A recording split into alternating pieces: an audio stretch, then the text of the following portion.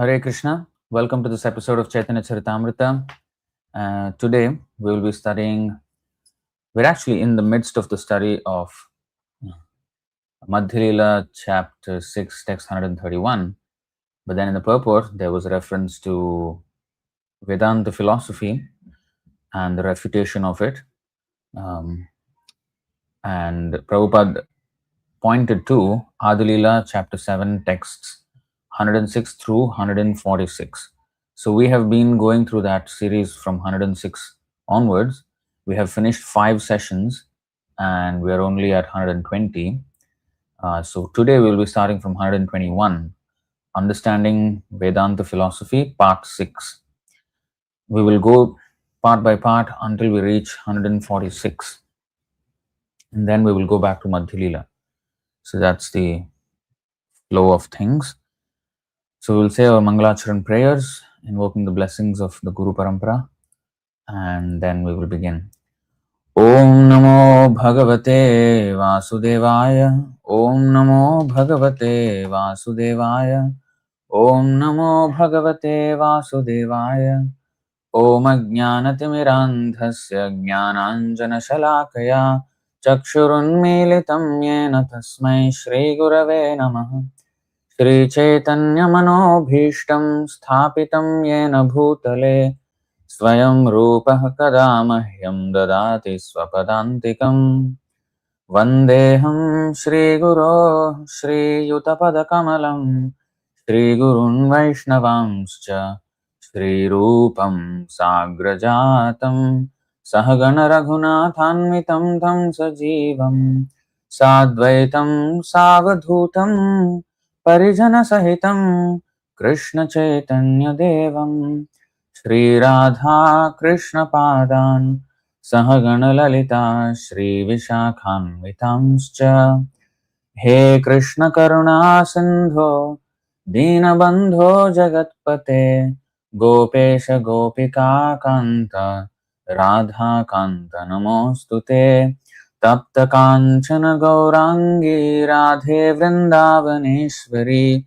Vrishabhanu Sute Devi Pranamami Haripriye Vancha Kalpatarubhyascha Kripa Sindhubhya Evacha Patitanam Pavanebhyo Vaishnavebhyo Namo Namaha Namo Vishnupadaya Krishna Presthaya Bhutale Srimate Bhakti Vedanta Swaminiti Namine Namaste Saraswate Deve Gauravani Pracharine Nirvishesha Shunyavadi Paschatya Deshatarine Jai Shri Krishna Chaitanya Prabhu Nityananda Shri Advaita Gadadhara Shri Vasadi Gaura Bhakta Vrinda Hare Krishna Krishna Krishna Hare Hare Hare Rama Rama Rama Hare Hare. So reading from the Ādi chapter 7, text 121, Understanding Vedanta Philosophy, Part 6. Vyasera sutrete kohe parinamavad, Vyasa bhranta bolitar uthailo vivad. In his Vedanta Sutra, Srila Vyasadeva has described that everything is but a transformation of the energy of the Lord. Shankaracharya, however, has misled the world by commenting that Vyasadeva was mistaken. Thus, he has raised great opposition to theism throughout the entire world. It's very interesting. Parinamavad, transformation. Vyasa bhranta boli, uthailo vivad. Purport. Srila Bhaktivinoda Thakur explains, in the Vedanta Sutra of Srila Vyasadeva, it is definitely stated that all cosmic manifestations result from transformations of various energies of the Lord. This word Parinamavad is very technical term. The opposite of that is something else. We will probably find out in the purport somewhere.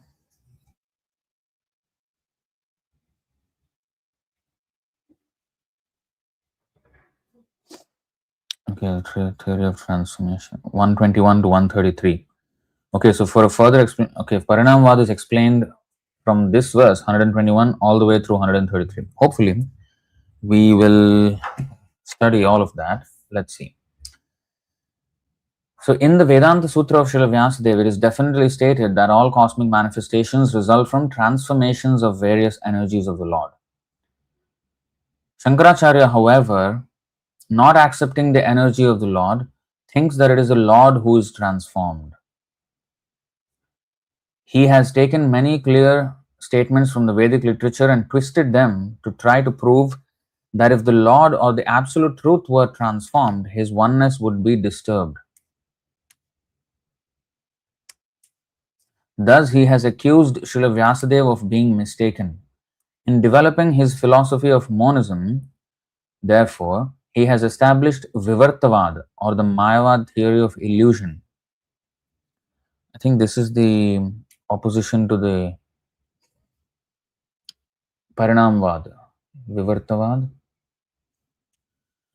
Anyway, let's read. In the Brahma Sutra, which is also called Vedanta Sutra, second chapter, the first aphorism is as follows. Tad ananyatvam arambhana shabdadibhyah. Commenting on the sutra in his Shariraka Bhashya, Shankaracharya has introduced the statement Vacharambhanam Vikaro Namadheyam from the Chandogya Upanishad 6.1.4 to try to prove that acceptance of the transformation of the energy of the Supreme Lord is faulty.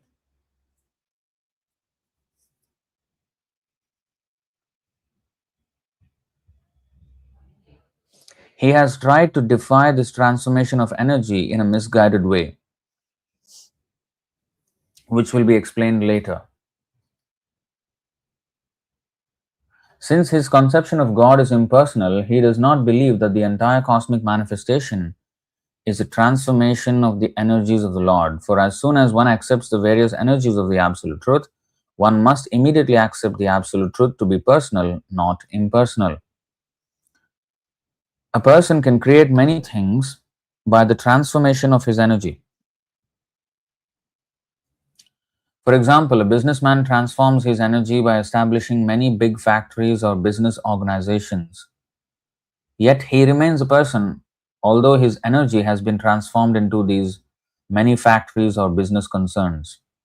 The Mayavadi philosophers do not understand this simple fact.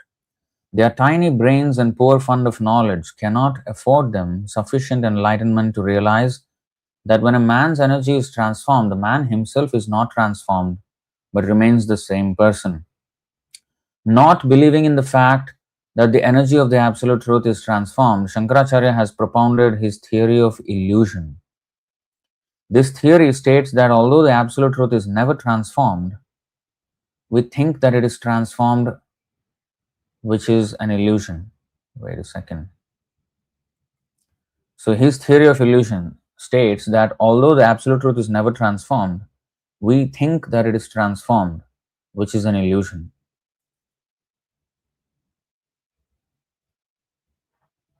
Shankaracharya does not believe in the transformation of the energy of the Absolute Truth, for he claims that everything is one and that the living entity is therefore also one with the Supreme. So basically, he is not accepting the separation between the energetic and the energy. He is just Sarvam Khalvidam Brahma, Ekam Evadvitiyam. So that is where his problem is coming from. The problem with his theory. So this part from 121 onwards gets very, very technical. As you can see, the Parinamavad and the Vivartavad.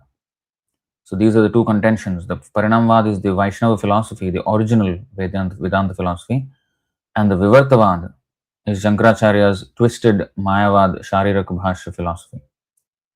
So these two contentions are going on at the moment, and that's what we are studying.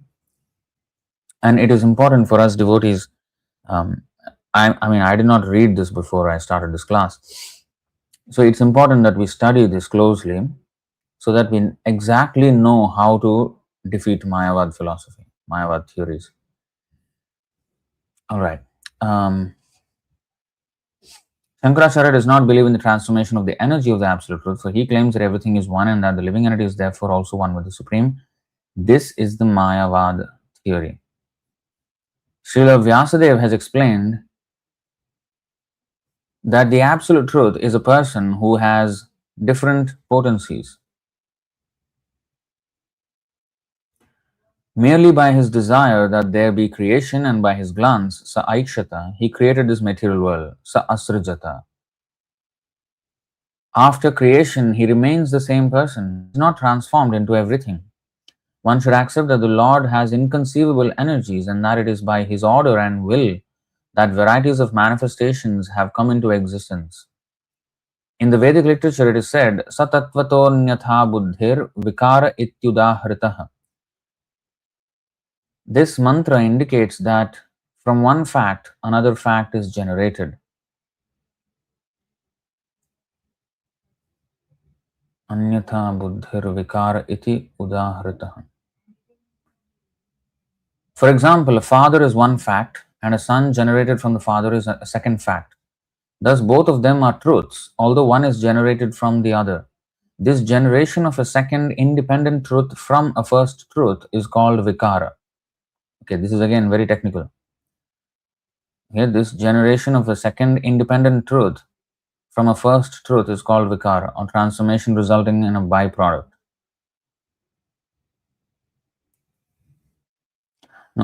Now, although it is said as an independent truth, that means it has its separate existence. Of course, in our case, we are not independent from the Lord, but we are another entity altogether.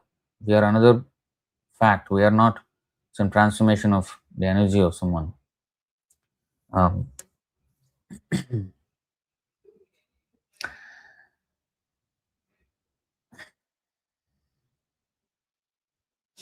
the Supreme Brahman is the absolute truth, and the energies that have emanated from him are existing separately, such as the living entities and the cosmic manifestation, are also truths.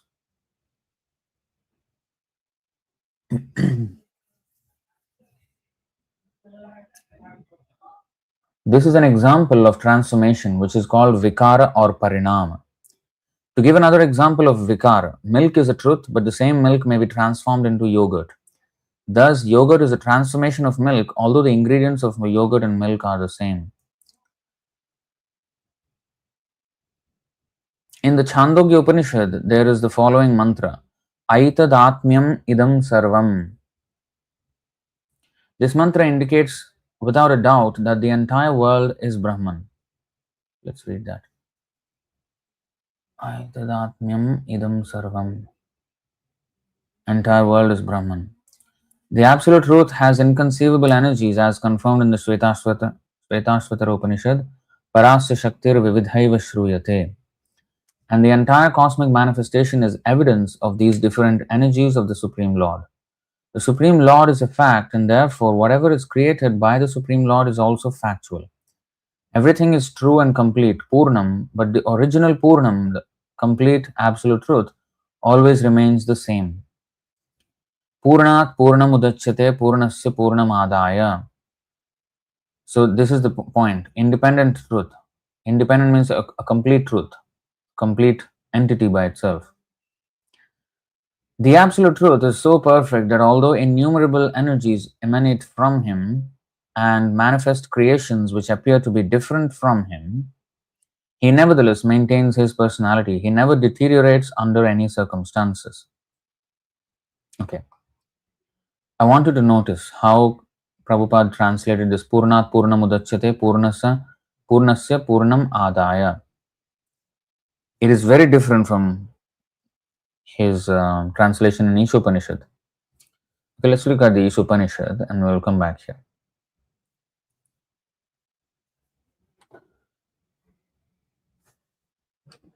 The personality of Godhead is perfect and complete, and because he is completely perfect, all emanations from him, such as this phenomenal world, are perfectly equipped as complete wholes. Whatever is produced of the complete whole is also complete in itself. Because he is the complete whole, even though so many complete units emanate from him, he remains the complete balance. So, this is how it is translated here. And here he said, the absolute truth is so perfect that although innumerable energies emanate from him and manifest creations which appear to be different from him, he nevertheless maintains his personality. He never deteriorates under any circumstances. This change in wording does not change anything, it's exactly the same.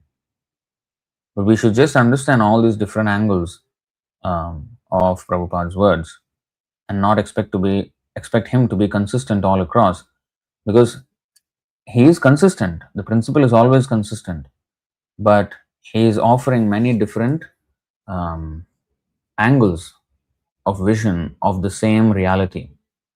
Yeah.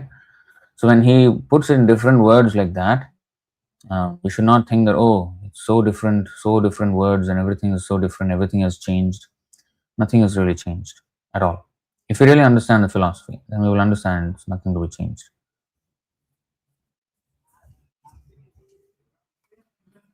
It is to be concluded that the entire cosmic manifestation is a transformation of the energy of the Supreme Lord, not of the Supreme Lord or Absolute Truth himself, who always remains the same.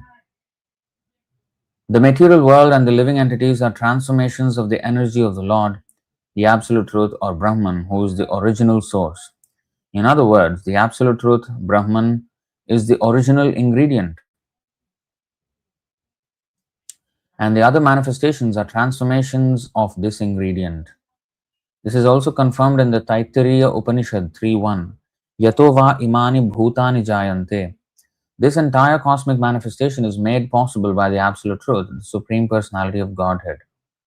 In this verse, it is indicated that Brahman, the Absolute Truth, is the original cause, and that the living entities, jivas, and the cosmic manifestation are effects of this cause.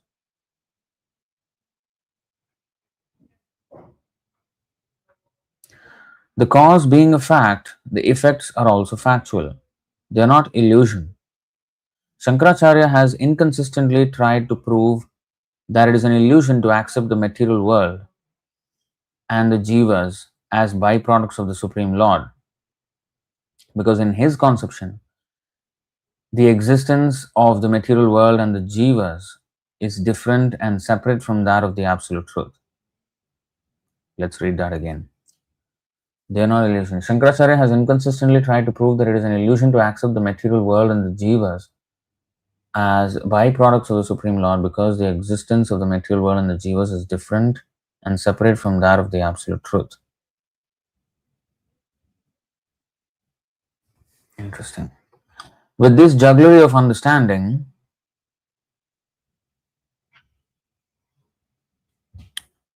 okay, so my mind is saying, so here it is said that the material world and the jivas as byproducts of the Supreme Lord.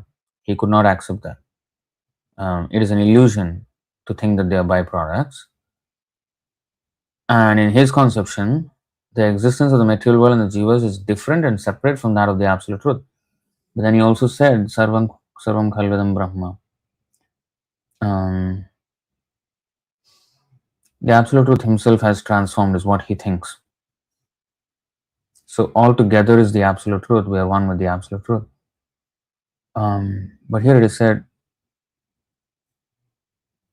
in his conception, the existence of the material world and the jivas is different and separate from that of the Absolute Truth. It is an illusion. Okay, so that's what he's thinking. He is thinking it is an illusion. There's the material world and there's jivas. It's all actually one, but this material world and jivas is separate and different from the Absolute Truth.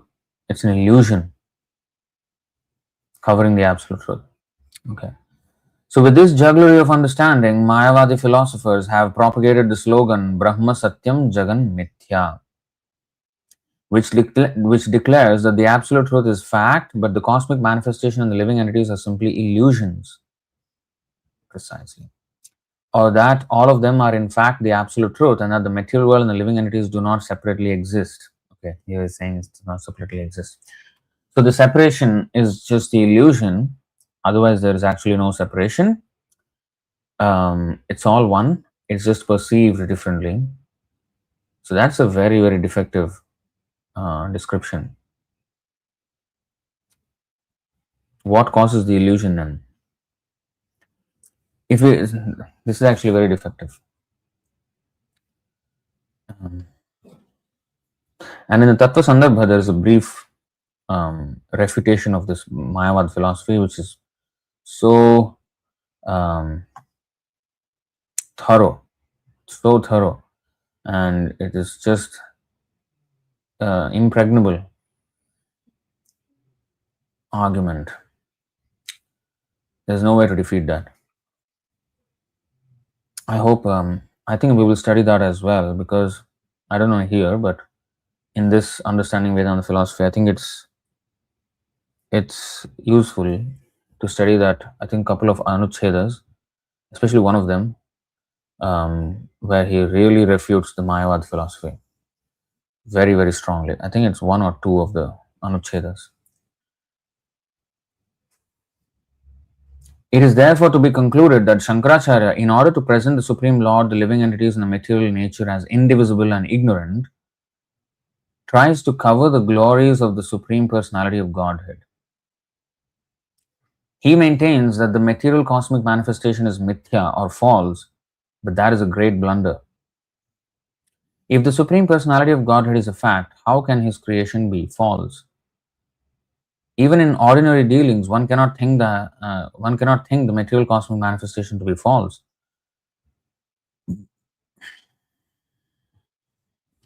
Therefore, Vaishnava philosophers say that the cosmic creation is not false, but temporary. It is separated from the Supreme Personality of Godhead, but since it is wonderfully created by the energy of the Lord, to say that it is false is blasphemous. In fact, Krishna very much says in the 7th chapter, 4th verse, Bhinna me prakriti ashtadha. The material nature is my separated energy, prakriti. So it's very clear in the Bhagavad Gita, Krishna says it's separated material energy, but this Mayavad philosophy thinks that it is just illusion, and the illusion is to think that it is without relation to Krishna. That is the illusion. I think all these examples will probably be given, but I'll just give an example here that Prabhupada gave many times. To think that a rope is a snake is an illusion. But rope is not illusion, snake is not illusion. But to mistake one for the other, that is illusion. So if we think that matter is living, that is an illusion. If we think we are one with the Lord, that is an illusion. But the Lord is a fact, we are a fact. But to think one to be another, that is illusion.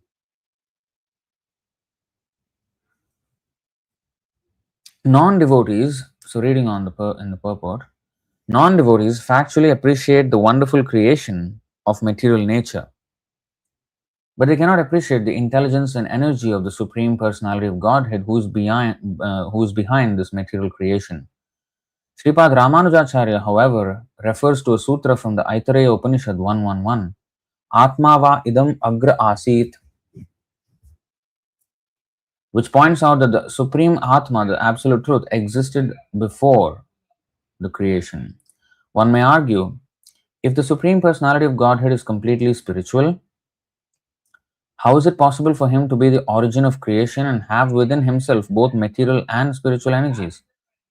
To answer this challenge, Sripad Ramanujacharya quotes a mantra from the Taittiriya Upanishad 3.1 that states, Yato va imani bhutani jayante yena jatani jivanti yat abhisamvishanti. This mantra confirms that the entire cosmic manifestation emanates from the Absolute Truth, rests upon the Absolute Truth, and after annihilation again re-enters the body of the Absolute Truth, the Supreme Personality of Godhead. The living entity is originally spiritual, and when he enters the spiritual world or the body of the Supreme Lord, he still retains his identity as an individual soul.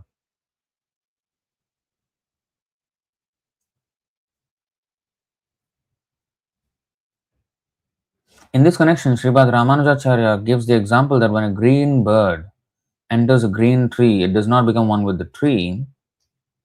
It retains its identity as a bird, although it appears to merge within the greenness, merge with the greenness of the tree. So that is in relation with Taittiriya Upanishad 3.1. Yato vaimani bhutani jayante yena jatani jivanti yat prayanti abhisamvishanti.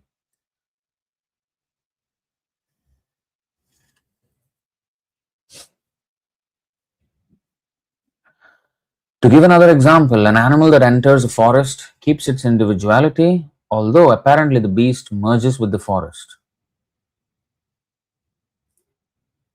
So this is another thing. So, there are these wildlife videos of a forest, vehicles going in the forest for, animal sightings and wildlife sightings. So sometimes the tiger comes out of the forest, from the thicket of the forest. It comes out and we can see the tiger. And maybe after some time it walks back into the forest. The forest looks the same, and then we see the separation of the tiger, and then we see the tiger merging back into the forest. So it may appear like that to us, but that's an imperfect vision.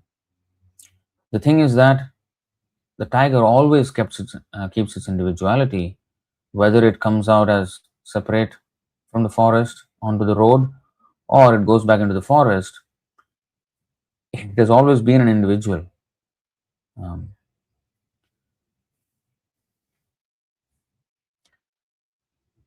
So similarly, in material existence, both the material energy and the living entities of the marginal potency maintain their individuality. Thus, although the energies of the Supreme Personality of Godhead interact within the cosmic manifestation, each keeps its separate individual existence. Merging with the material or spiritual energies, therefore, does not involve loss of individuality.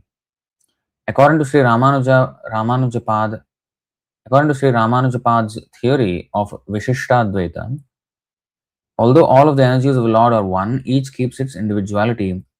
Vaisishtya, Vishesha means uniqueness. Vaisishtya. That's why it's called Vishishta Advaita, individual or specialized oneness, unique.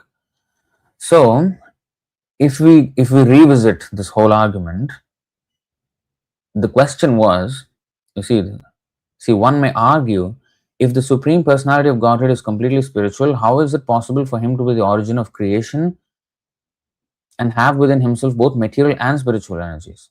So if he is only spiritual, completely spiritual, but how come there are material and spiritual energies within him? So he's part material, part spiritual, or what? No. The answer is, with this whole explanation of Taittiriya Upanishad and the green bird and the green tree, animal and the forest, the Lord is spiritual. He has multifarious energies, and it is not that when the energies are merged in with him, or when they are manifested and unmanifested, it's not that they lose their individuality. They're always there as separate individual existences. The material energy, the spiritual energies, the marginal energy, all of that is have their individual separate existence. But when they are sometimes manifest and sometimes unmanifest, that's not any merging. So that's what, like the green bird and the green tree. It looks it looks like merging, but it's not exactly merging. The individuality is maintained. So this is the answer. This is the answer of Ramanujacharya, and this is called the Vaishishtya. The individuality is kept. Vishishta. I mean, this word Vishishta, you can see in the Vishesha, this Brahma Samhita verse, which is very famous.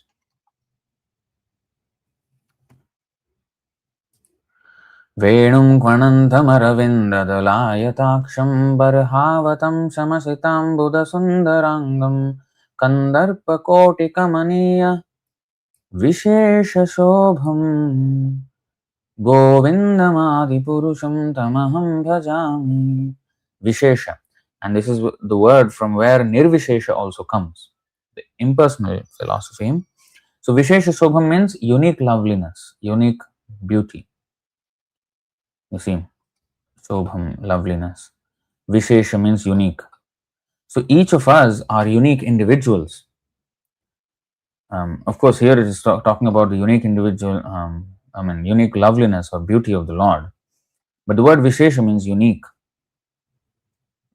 So Vaishishtya is a derivative of this word, Vishesha. So this uniqueness, we all have our own unique individuality, and that will never be gone at any time.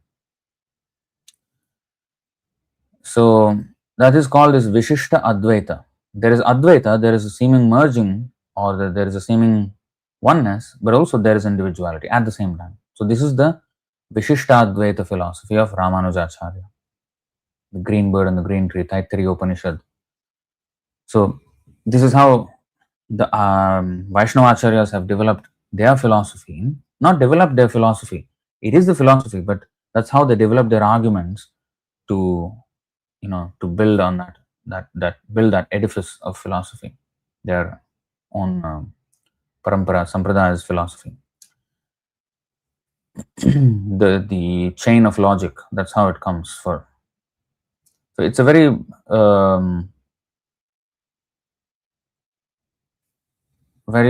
compelling argument. So that's why impersonalism is called nirvishesha. There is no uniqueness, there is no variety. Uniqueness means variety. Now, you are unique, I am unique, everybody is unique.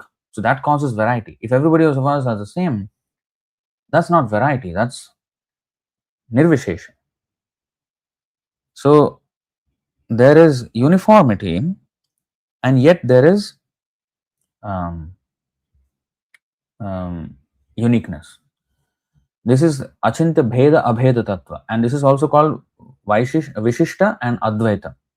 It also kind of is not different from achintya bheda bheda.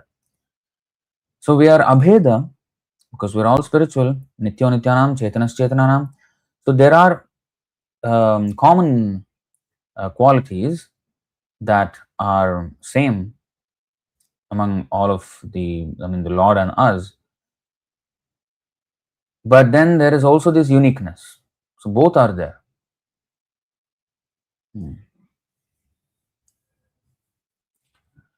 So this is our philosophy, achintya bheda bheda tattva. So without that, if we only say there is abheda, there is no bheda, that is called as nirvishesha. There is no uniqueness among living entities. We all just like one thing. That is a very defective philosophy. It cannot hold ground. It is not very easy to support. It crumbles under this strong arguments of Ramanujacharya and Chaitanya Mahaprabhu.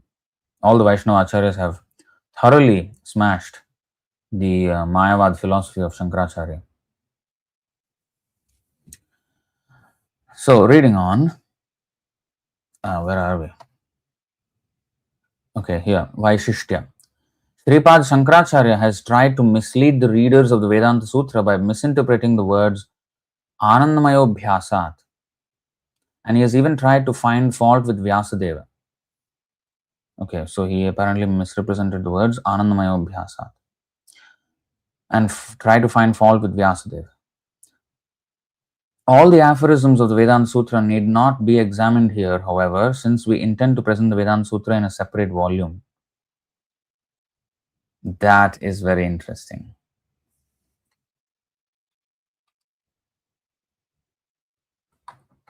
That is very, very interesting. So Srila Prabhupada intended to present the Vedanta Sutra in a separate volume by itself. He wanted to examine the entire Vedanta philosophy based on Baladev Vidyabhushan's Govinda Bhashya. In fact, if you remember in the beginning of Bhagavad Gita, he dedicates the Bhagavad Gita to Baladev Vidyabhushan.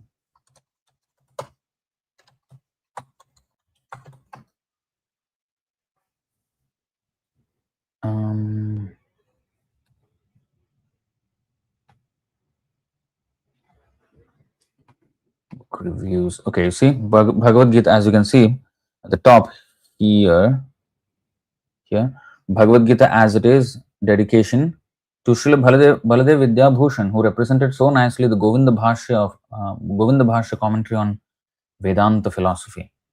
Because on Brahma Sutras, on the Vedanta Sutra, Baladev Vidyabhushan, our Sampradaya Acharya, has established the authenticity of our Sampradaya, Gaudiya Vaishnava Sampradaya, by presenting the Govinda Bhashya. Because among the Vaishnava Acharyas, there was a contention saying that we, Gaudiya Vaishnavas, are not bona fide because we don't have a commentary on the Vedanta Sutra. Every Sampradaya has a commentary on the Vedanta Sutra, refuting the Shankaracharya's philosophy. And our Gaudiya Vaishnava Sampradaya did not have until Baladev Vidyabhushan's time. But the reason for that is that Chaitanya Mahaprabhu, when he was arguing with Sarvabhauma Bhattacharya and Prakashananda Saraswati, he just mentioned that, see, the natural commentary of the Vedanta Sutra is the Srimad Bhagavatam. And also, he addressed Vedanta Sutra by applying the Mukhya Vritti, Abhidha Vritti, the dictionary definition of the words, and then going with that. There is no need of a commentary, it is self-revealing. There is no need of shining light on the Vedanta Sutra by somebody else in order to make it authentic. So that was his contention. If you just see the dictionary words as it is, a dictionary meaning of the words, it will become self-revealing. But Shankaracharya has covered it with his extraordinary effort to twist the meanings of these words and present a false philosophy. That is his contention. And therefore, he said there's no need of even a commentary. If you just look at the words, it's easy to understand. But this is the thing about Vaishnava Acharyas, we can see. So, although that is the case, Baladev Vidyabhushan could just have given that answer. But then he took the pain to write the entire commentary on the Vedanta Sutra. And of course, Lord Govinda helped him in the sense he dictated back basically. That's why he called it Govinda Bhashya.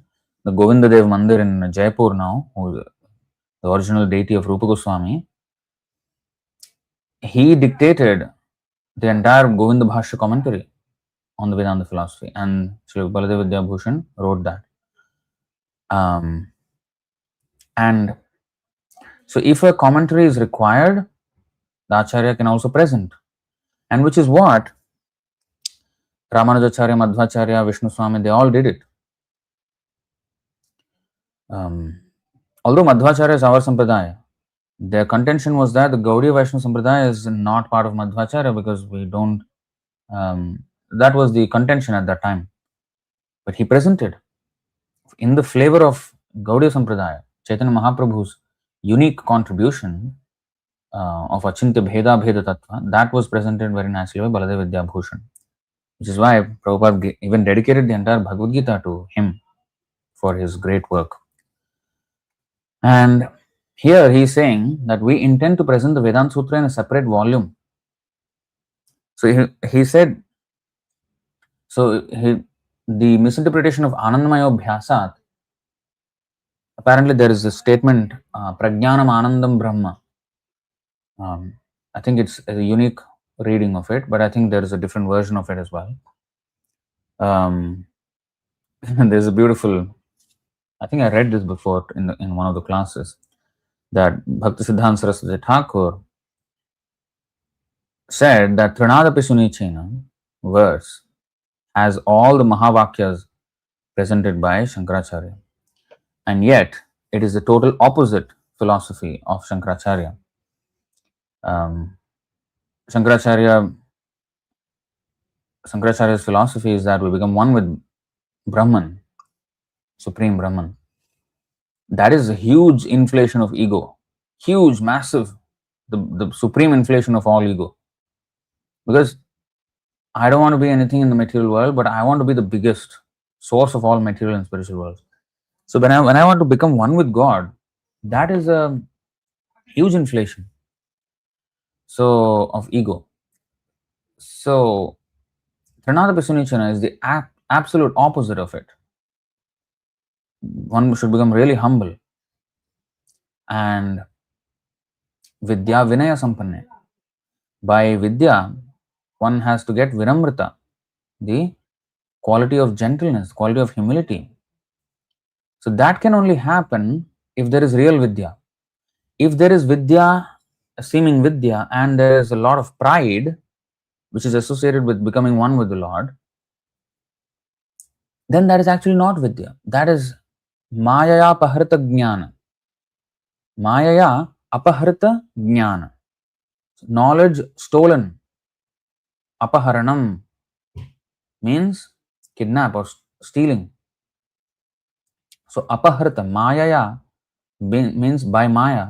Apaharita, stolen by Maya, Jnana. Knowledge stolen by Maya. So when that happens, Maya Apaharita Jnana, the opposite of Vinamrita comes. There will be pride. So real knowledge will humble us.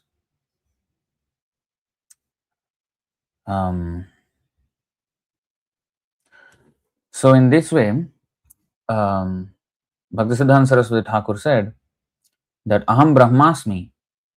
The Mayavadis use it to say that, oh, I am the same Brahman. I am Brahman. I am one with Brahman. Aham Brahmasmi. Then Bhaktisiddhanta Saraswati Thakur said, Aham Brahmasmi means I am the particle. I am not Aham Param Brahmasmi. Aham Brahmasmi. Brahma Bhuta Prasannatma Nashochati Nakamshati. Brahma Bhuta, Jiva Bhuta, Brahma Bhuta means Jiva Bhuta is when the living entity is trapped in the material body, then is called Jiva Bhuta. When he is liberated, he is called Brahma Bhuta. And that's it. He doesn't change. His size doesn't change. His Balagra or Keshagra Shatabhagasya Shatadha Kalpitasya cha. Bhago Jivo Savignya Sachanantyaya Kalpate.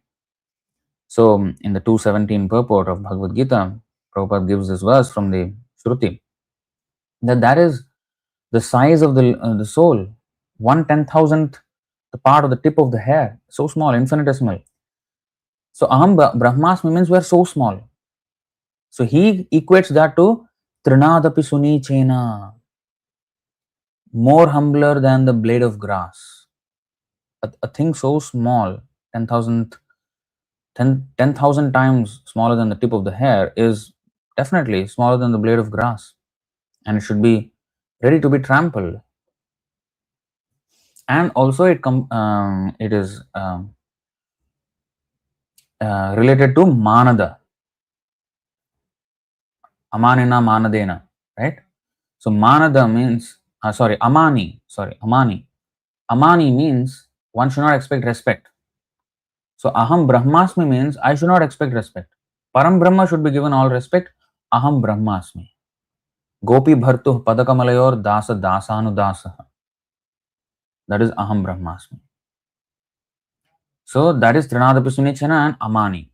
Then there is another Mahavakya, which is what is the other one?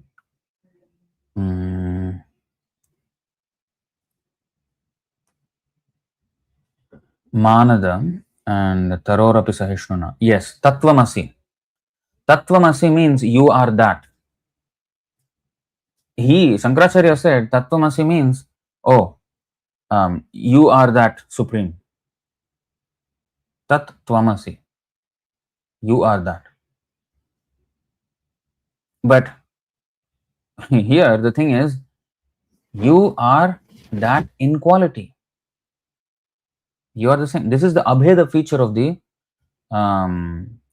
similarity between us and the Lord. But there's also uniqueness. There is similarity and there is uniqueness. This is a similarity portion. Tattvamasi. So you are of that nature, spiritual nature. So in the Trinadapi Sunichana verse, he equated this Tattvamasi to Tarorapi Sahishnuna and Manada. How is that? Tarorapi Sahishnuna means to be more tolerant than the tree. How is that related to Tattvamasi? Because if I am the spirit soul, I am not the body. So anything that is related to the body should not disturb me. I should be tolerant of all of that. Whether it be praise or insult, whether it be heat or cold, whether it be fame or infamy, whatever it is, one has to be tolerant and not be disturbed by this. Because this is immaterial to us. So we are spirit soul and we have nothing to do with this. These ephemeral changes, right? So therefore, Tarorapi Sahishnuna and Manada. Why Manada? Give respect to others. Why? Because if Tattvamasi, I am the part and parcel of the Supreme, I am of the same quality as the Lord, everybody else is also of the same quality of the Lord. And everybody is a part and parcel of the Lord. So I have to give respect to everyone, knowing that they're all part and parcel of the Lord and the Paramatma is situated in everyone's heart. And therefore, Manada, Tattvamasi. And the another Mahavakya. Mahavakya means these great statements. Like we have Mahamantra, the Hare Krishna Mahamantra, which is the supreme mantra. So out of all the Vedanta philosophy, Shankaracharya said these four Mahavakyas are Aham Brahmasmi, Tattvamasi, Prajnanamanandam Brahma, and Ekamevadvitiyam. So Prajnanamanandam Brahma, Prajnanamanandam Brahma. So he is saying that knowledge is ultimate happiness. And Bhaktisiddhanta Saraswati and his knowledge is what actually? His knowledge is that, oh, I am now in ignorance and therefore I am suffering. So if I get knowledge that I am actually the Supreme, then I will be happy. I will not be miserable. My misery is because I am an illusion, I am in ignorance. First of all, if I am Supreme, then why am I in ignorance? Is there a power greater than the Supreme to impose ignorance on the otherwise knowledgeable Supreme entity? Doesn't make any logical sense. But anyway, that is his postulation. But then as a devotee, Bhaktisiddhanta Saraswati Thakur defined Prajnanam Anandam Brahma. Yes, it is a Vedic statement, but the meaning is not as Shankaracharya said, but we are now in ignorance of our original nature as part and parcel of Krishna. And therefore, if we understand ourselves to be part and parcel of Krishna, then we don't have any more anxieties anymore. And that's what Vyasadeva has also said. We will come back to this, okay? Vyasadeva 175. These are very important verses. Yaya sammohito jiva atmanam trigunatmakam paropi manute nartham tatkritam chabhipadyate. Due to this external energy, the living entity, although transcendental to the three modes of material nature, thinks of himself as a material product and thus undergoes the reactions of material miseries. So our misidentification because of our ignorance. Ignorance is mentioned in the previous verse. We'll just go up. You see? Bhakti yogena manasi samyak pranihite male apashyat purusham purnam mayam chatadapashrayam. Thus he fixed his mind, Vyasadeva fixed his mind, perfectly engaging it by linking it in devotional service, bhakti yoga, without any tinge of materialism. And thus he saw the absolute personality of Godhead along with his external energy which was under full control. External energy which is meant to disillusion the conditioned souls. So out of that illusion, now they think that they are the material body, and they undergo the reactions of material miseries. Okay. Then, anarthopashamam sakshat bhakti yogam adhokshaje lokasya ajanato vidvams chakre satvata samhitam. This is prajnanam anandam brahma. So if we have spiritual knowledge, then we will become happy. The material miseries of the living entity which are superfluous to him can be directly mitigated by the linking process of devotional service. But the mass of people do not know this, and therefore the learned Vyasadeva compiled this Vedic literature which is in relation to the supreme truth in order to enlighten. So this is the knowledge of devotional service. Enlighten them of what? About their position as part and parcel of Krishna, and therefore, consequently, our duty being to serve Krishna with love and devotion. Okay, so 177, the next one. Yasyam vai shruyamanayam Krishne paramapurushe bhaktir utpadyate pumsaha shoka moha bhayapaha. Simply by one's giving oral reception to this Vedic literature, the feeling for loving devotional service to Lord Krishna, the Supreme Personality of Godhead, sprouts up at once to extinguish the fire of lamentation, illusion, and fearfulness. So our lamentation, illusion, and fearfulness, shoka, moha, and bhaya, is because we have taken on the role of our own maintainers. And that is a very stressful thing. So therefore, if we just depend on Krishna and just serve him, all our miseries are gone, finished. We'll be in complete happiness. So that knowledge, revealed knowledge, not just this jnanam, prajnanam means not simply some erudite scholarship that is speculative in nature. No, revealed knowledge.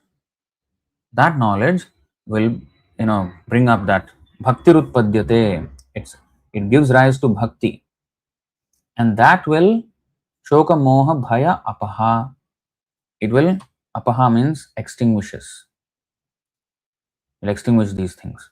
So that is prajnanam anandam brahma. And in the Trinadapi Sunichena verse, Bhaktisiddhanta Saraswati Thakur equated prajnanam anandam brahma to kirtaniyaha, which has vidyavadhu jivanam.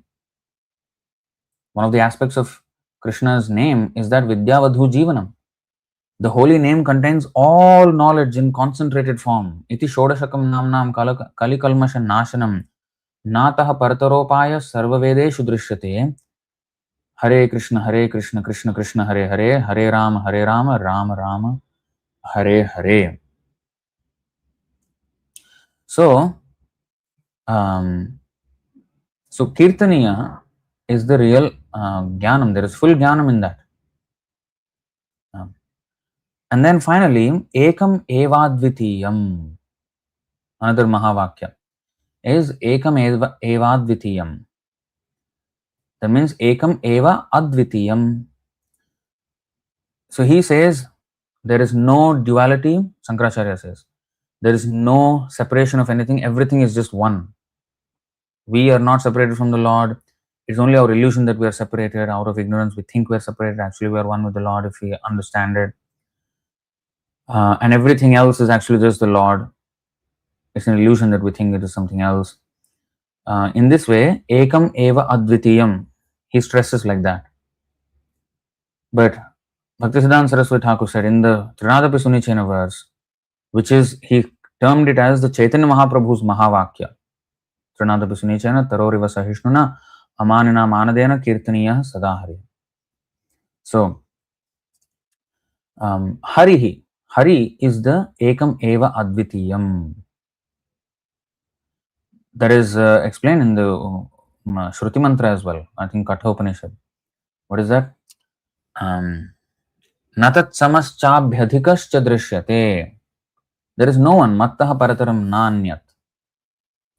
So there is no one equal to or superior to me. And everyone is inferior to me and they are dependent on me. So he is the one Supreme Lord, Advitiyam. There is no other second comparison to him. So that is Hari. And he is Everything, Vasudeva Sarvamiti, everything is his energies. So they're non-different from him. And yet at the same time, everything is different because they are his energies. Energetic and energy. There is duality between them. And that's not a material duality. That's a spiritual reality. So, in this way, Bhaktisiddhanta Saraswati Thakur said, the Trinadapi Sunichena verse, Shikshashtaka 3, is the Chaitanya Mahaprabhu's Mahavakya, and it subsumes all the other 4 Mahavakyas that Shankaracharya said, and moreover, it has the complete opposite effect. These Mahavakyas of Shankaracharya gives rise to excessive hubris. Hubris means extraordinary pride, excessive pride. So that hubris, I am one with the Lord, I am as good as the Lord, I am the Lord. These things are huge ego. But these 4 Mahavakyas are already there in Trinadapi Sunichena, and the purport of the verse is that we have to become humbler and tolerant, and we are just amanana manadena. We have to respect everyone and not expect any respect. So it actually should give rise to humility. If it is real vidya, then vinaya sampanne. So that is how Bhaktisiddhanta Saraswati Thakur has explained it. Now, going back, so it is very, very interesting here that he intended to present the Vedanta Sutra in a separate volume, a whole book by itself. It did not happen, as we know, but at least we can understand his refutation of Vedanta philosophy from here.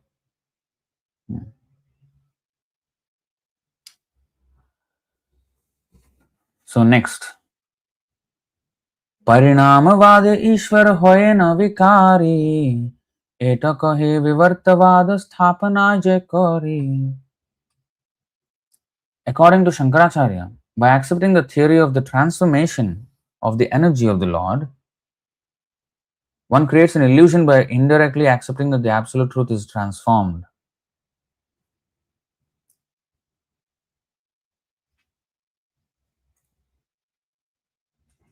So let's read the purport.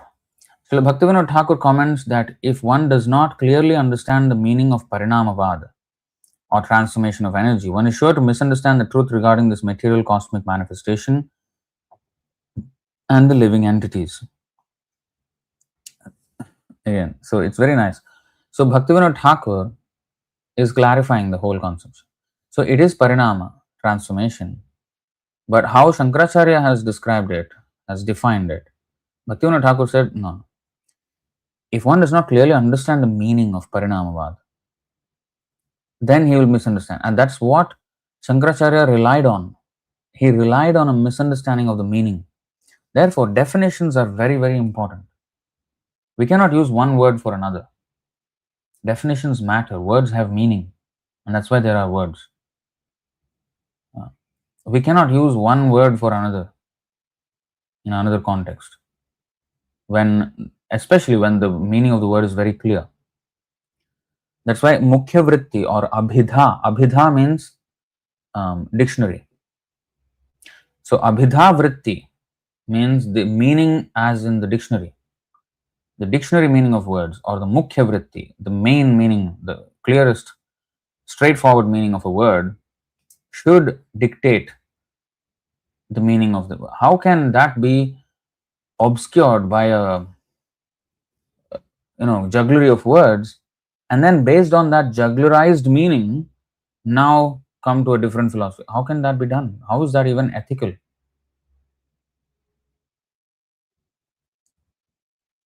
A classic example, this is many, many years ago, maybe 15, 16 years ago, when I was distributing books on the street, there was this, I think it was it was a woman. So she said that, in Bhagavad Gita, she knows some shlokas of Bhagavad Gita. She said, oh, sarva dharman parityajya mamekam sharanam vraja. That means You see the word, what it is. If you read the Bhagavad Gita, what does it say? Abandon all varieties of religion and surrender unto me. So everyone who's reading Bhagavad Gita, he should read it like that. Abandon everything and surrender unto me. So he should surrender to himself. He himself is the supreme. It is very clear to me. She was saying like that. I said, okay. If I say that I will give you the money, I'll give you $10. How will you hear it? You will hear, I will give you $10. So what does that mean? You will give me $10 then? What does that mean?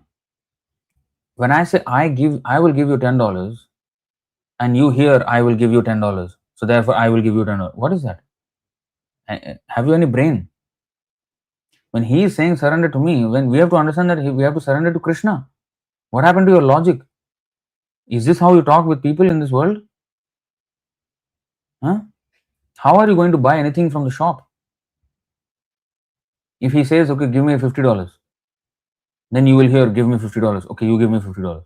What is that nonsense? Have you any brain at all? Of course, I thoroughly smashed her nonsense. I don't remember whether she took a book or not, but I don't care. But the point is how brainless that is. How brainless that is. So, so therefore, meanings are important, and words have meaning. You just cannot think whatever you want. Okay, so reading on. So Srila Bhaktivinoda Thakur comments that if one does not clearly understand the meaning of Parinamavad, or transformation of energy, not of the Supreme Lord, one is sure to misunderstand the truth regarding this material cosmic manifestation and the living entities. In the Chandogya Upanishad 6.8.4, it is said, Sanmulaha saumyemaha prajaha sadayatanaha satpratishtaha. The material world and the living entities are separate beings, and they are eternally true, not false. Satpratishtaha. Shankaracharya, however, unnecessarily fearing that by Parinamavad, transformation of energy, Brahman would be transformed, Vikari, has imagined both the material world and the living entities to be false and to have no individuality.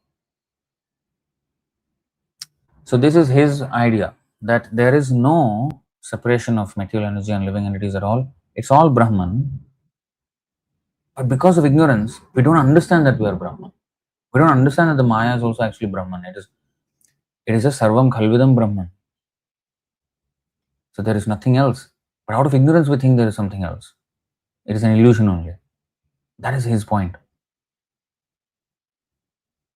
So by word jugglery, he has tried to prove that the individual identities of the living entities and the material world are illusory, and he has cited the examples of mistaking a rope for a snake or an oyster shell for gold.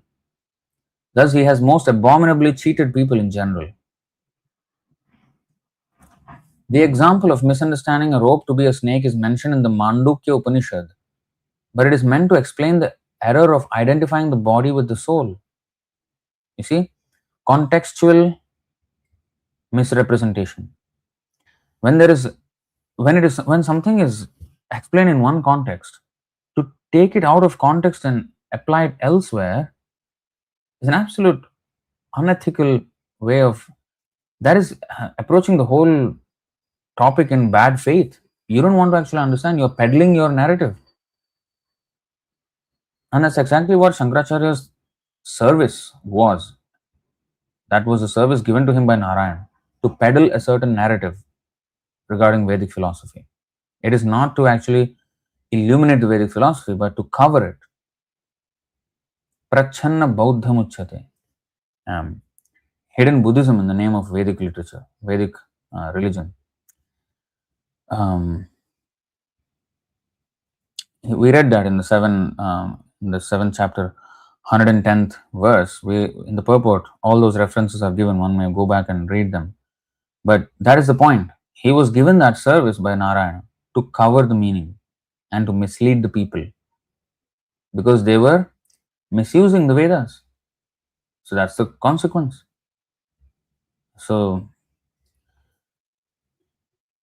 the example of rope and snake is given in the Mandukya Upanishad, but it is meant to explain the error of identifying the body with the soul.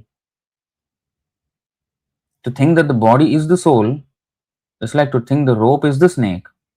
The rope cannot move, it's a dead thing.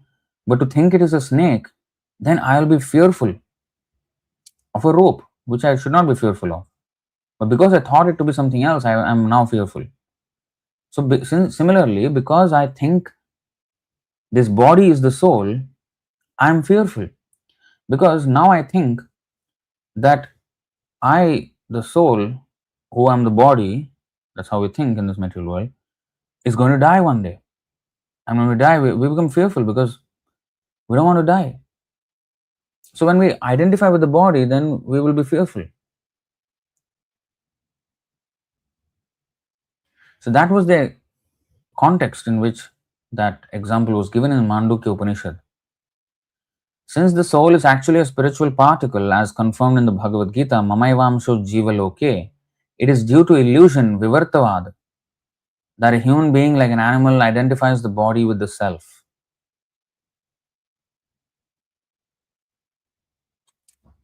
This is a proper example of Vivarta or illusion. The verse Atatvato Anyatha Buddhir Vivarta Ityudahartaha describes such an illusion. So, but he used it in a different context, even this Atatvato Anyatha Buddhir Vivarta Ityudahartaha. But this is the actual meaning. The illusion is of mistaken identity, not of the identity itself. The mistake to think one as another, that is the illusion. To not know actual facts and thus to mistake one thing for another, as for example to accept the body as oneself, is called Vivartavad. Every conditioned living entity who considers the body to be the soul is deluded by this Vivartavad. One can be attacked by this Vivartavad philosophy when he forgets the inconceivable power of the omnipotent personality of Godhead. How the Supreme Personality of Godhead remains as he is, never changing, is explained in the Ishopanishad. Purnasya Purnamadaya Purnamevavashishyate. Invocation. This is from actually another Upanishad. I think I forget the name of the Upanishad. So this invocation is from that. God is complete. Even if a complete manifestation is taken away from him, he continues to be complete. The material creation is manifested by the energy of the Lord.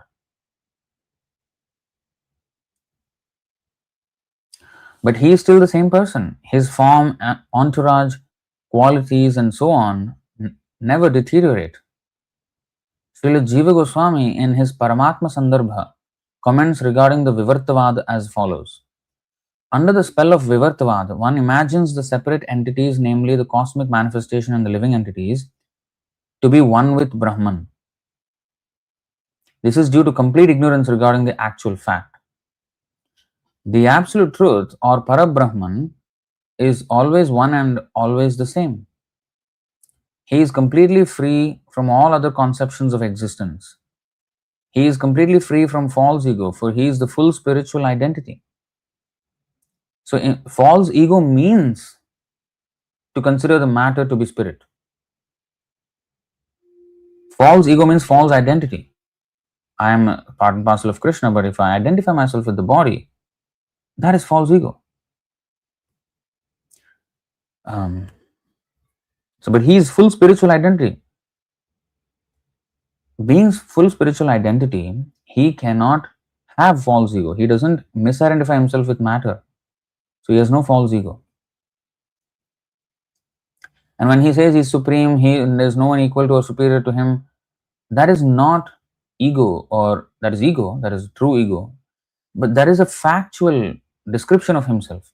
But when we think that there is nobody equal to me, there is nobody superior to me, I'm the best, I'm the supreme, that is false ego, false identity. We are not matter, we are not also the Supreme Lord.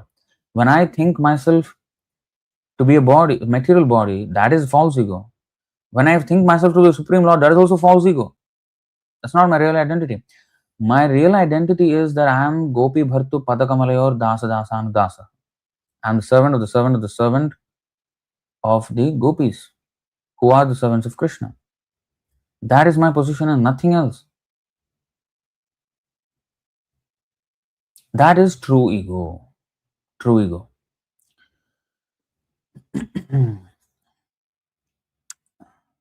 Brihadaranyaka Upanishad.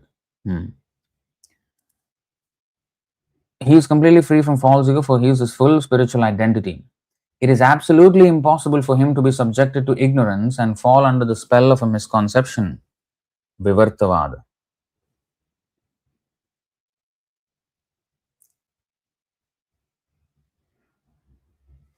The absolute truth is beyond our conception. One must admit that the absolute truth has unblemished qualities that he does not share with every living entity. He is never tainted in the slightest degree by the flaws of ordinary living beings. Everyone must therefore understand the absolute truth to possess inconceivable potencies.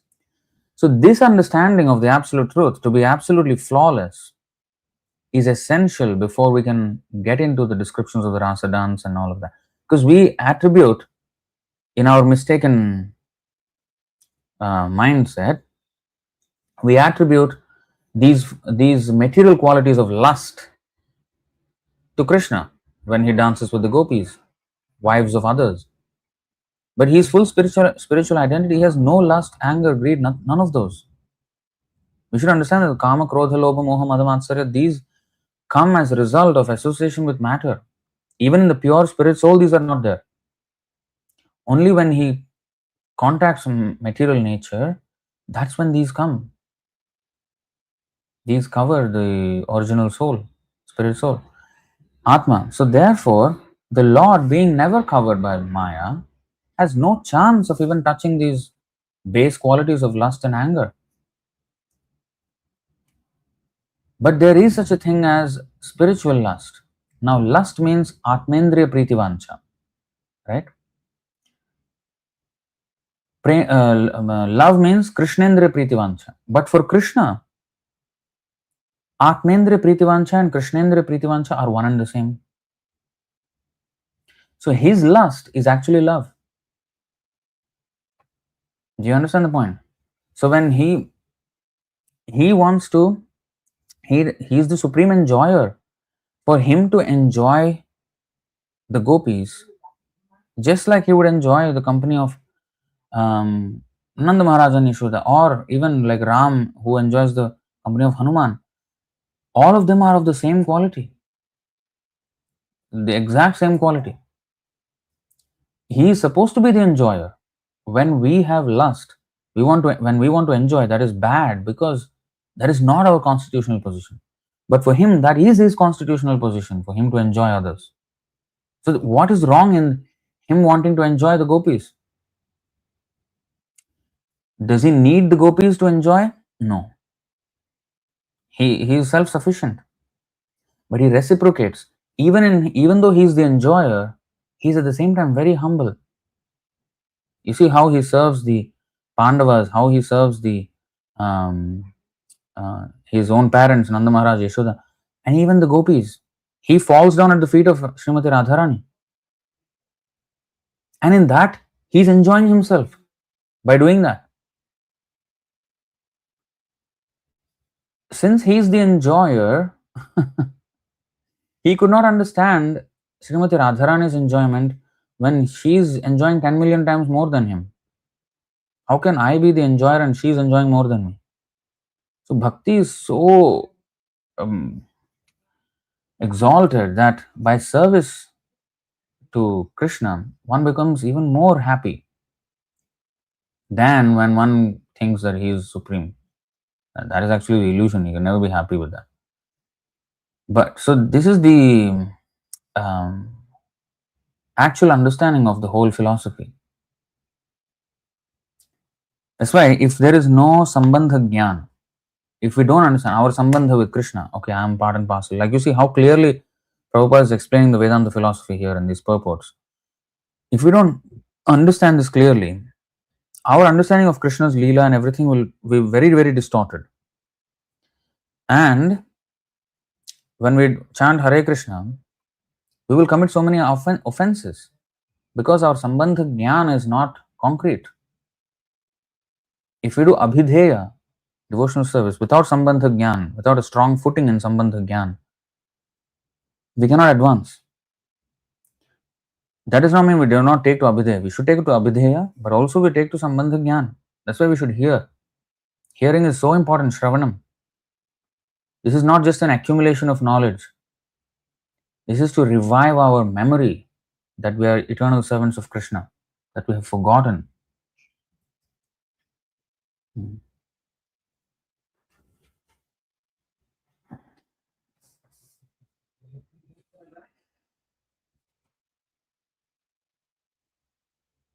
So he is never tainted in the slightest degree by the flaws of ordinary living beings. Everyone must therefore understand the absolute truth to possess inconceivable potencies. Potencies means his energies. He and his energies separate. They're all dependent on him, but yes, there is the energetic, there is the energy, and with the expansion of his energies, this energetic person does not get dissolved in that, or he is covered in that. No. So going on to the next verse.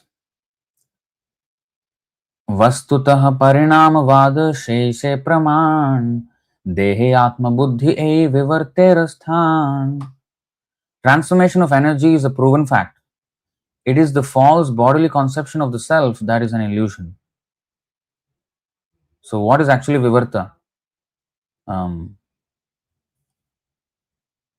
Vastutah parinamavad. So this is the harmonizing. This is the harmonization of parinama and vivarta, and that can only be done with the Vaishnava philosophy. Otherwise, it will always be at loggerheads with each other. So Parinamavad is there, and also Vivartavad is there. They are actually in harmony with each other, but the way Shankaracharya posited them is that they stand at loggerheads with each other, in opposition to each other. So that's the defect of his philosophy. Transformation of energy is a proven fact. So Parinamavad is a proven fact. It is a false bodily conception of the self that is an illusion. That is the Vivarta. So, okay, purport. The Jiva or living entity is a spiritual spark who is part of the Supreme Personality of Godhead. Unfortunately, he thinks the body to be the self, and that misunderstanding is called Vivarta, or acceptance of untruth to be truth.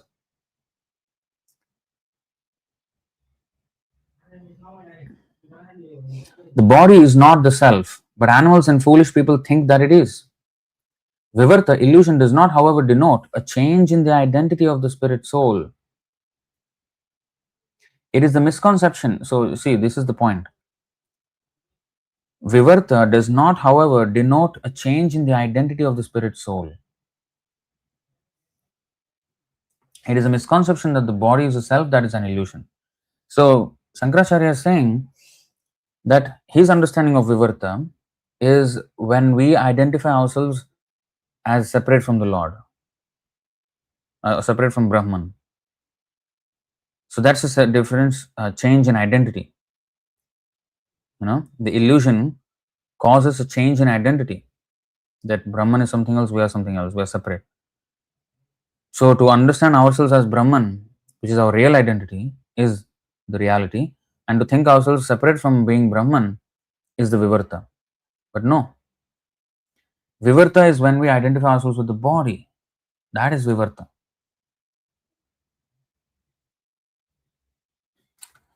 And if we think ourselves to be the Supreme Lord, that is also Vivarta. That is another illusion. We are always the servant of Krishna. We have forgotten that. We have misidentified ourselves with matter. Now we have to identify back ourselves to our real, with our real identity, which is infinitesimal spirit soul, part and parcel of Krishna, the Supreme Soul. That is proper understanding. So all these technical details, all the minute, intricate details of these philosophical inconsistencies we have to be aware of. That will enable us to properly refute, and in our mind and heart as well, we will be very strongly established in the personal aspect. Otherwise, we can easily be hoodwinked. It's not very strong. Our edifice of philosophy in our heart is not very strong, and therefore our bhakti cannot be strong. We don't actually understand what we're doing. ज्ञात्वा ज्ञात्वा च कर्माणि जनोयम अनुतिष्ठति विदुषः कर्म सिद्धि स्याद् यथा ना विदुषो भवेत्. 10:24:6, very important. Krishna himself said this. When people in this world perform activities, sometimes they understand what they're doing and sometimes they don't. Those who know what they're doing achieve success in their work, whereas ignorant people do not. So when we become very, how to say, familiar with this philosophy, then the understanding is solid in our heart. Solid. It will not be shaken easily. And of course, we have to engage in devotional service in order to actually keep the strength. Otherwise, it can wither away as well. So reading on, 7.123 Ādi. Similarly, so Vivarta, illusion, does not, however, denote a change in the identity of the spirit soul. It is a misconception that the body is the self that is an illusion.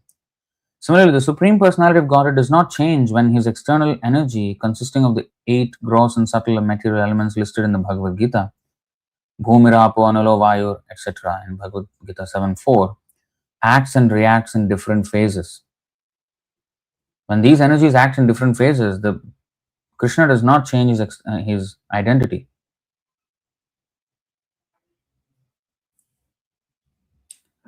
So 7.124 Avichintya Shakti Yukta Shri Bhagavan Ichhaya Jagad Rupe Paya Parinam.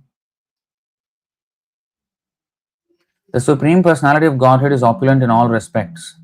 Therefore, by his inconceivable energies, he has transformed the material cosmic manifestation. Avichintya Shakti Yukta Sri Bhagavan Ichhaya Jagad Rupe Paya Parinam.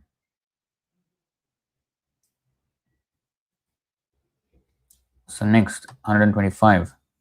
Tathapi achintya shakti hoye avikari prakrita chintamani tahe drishtanta je dhari.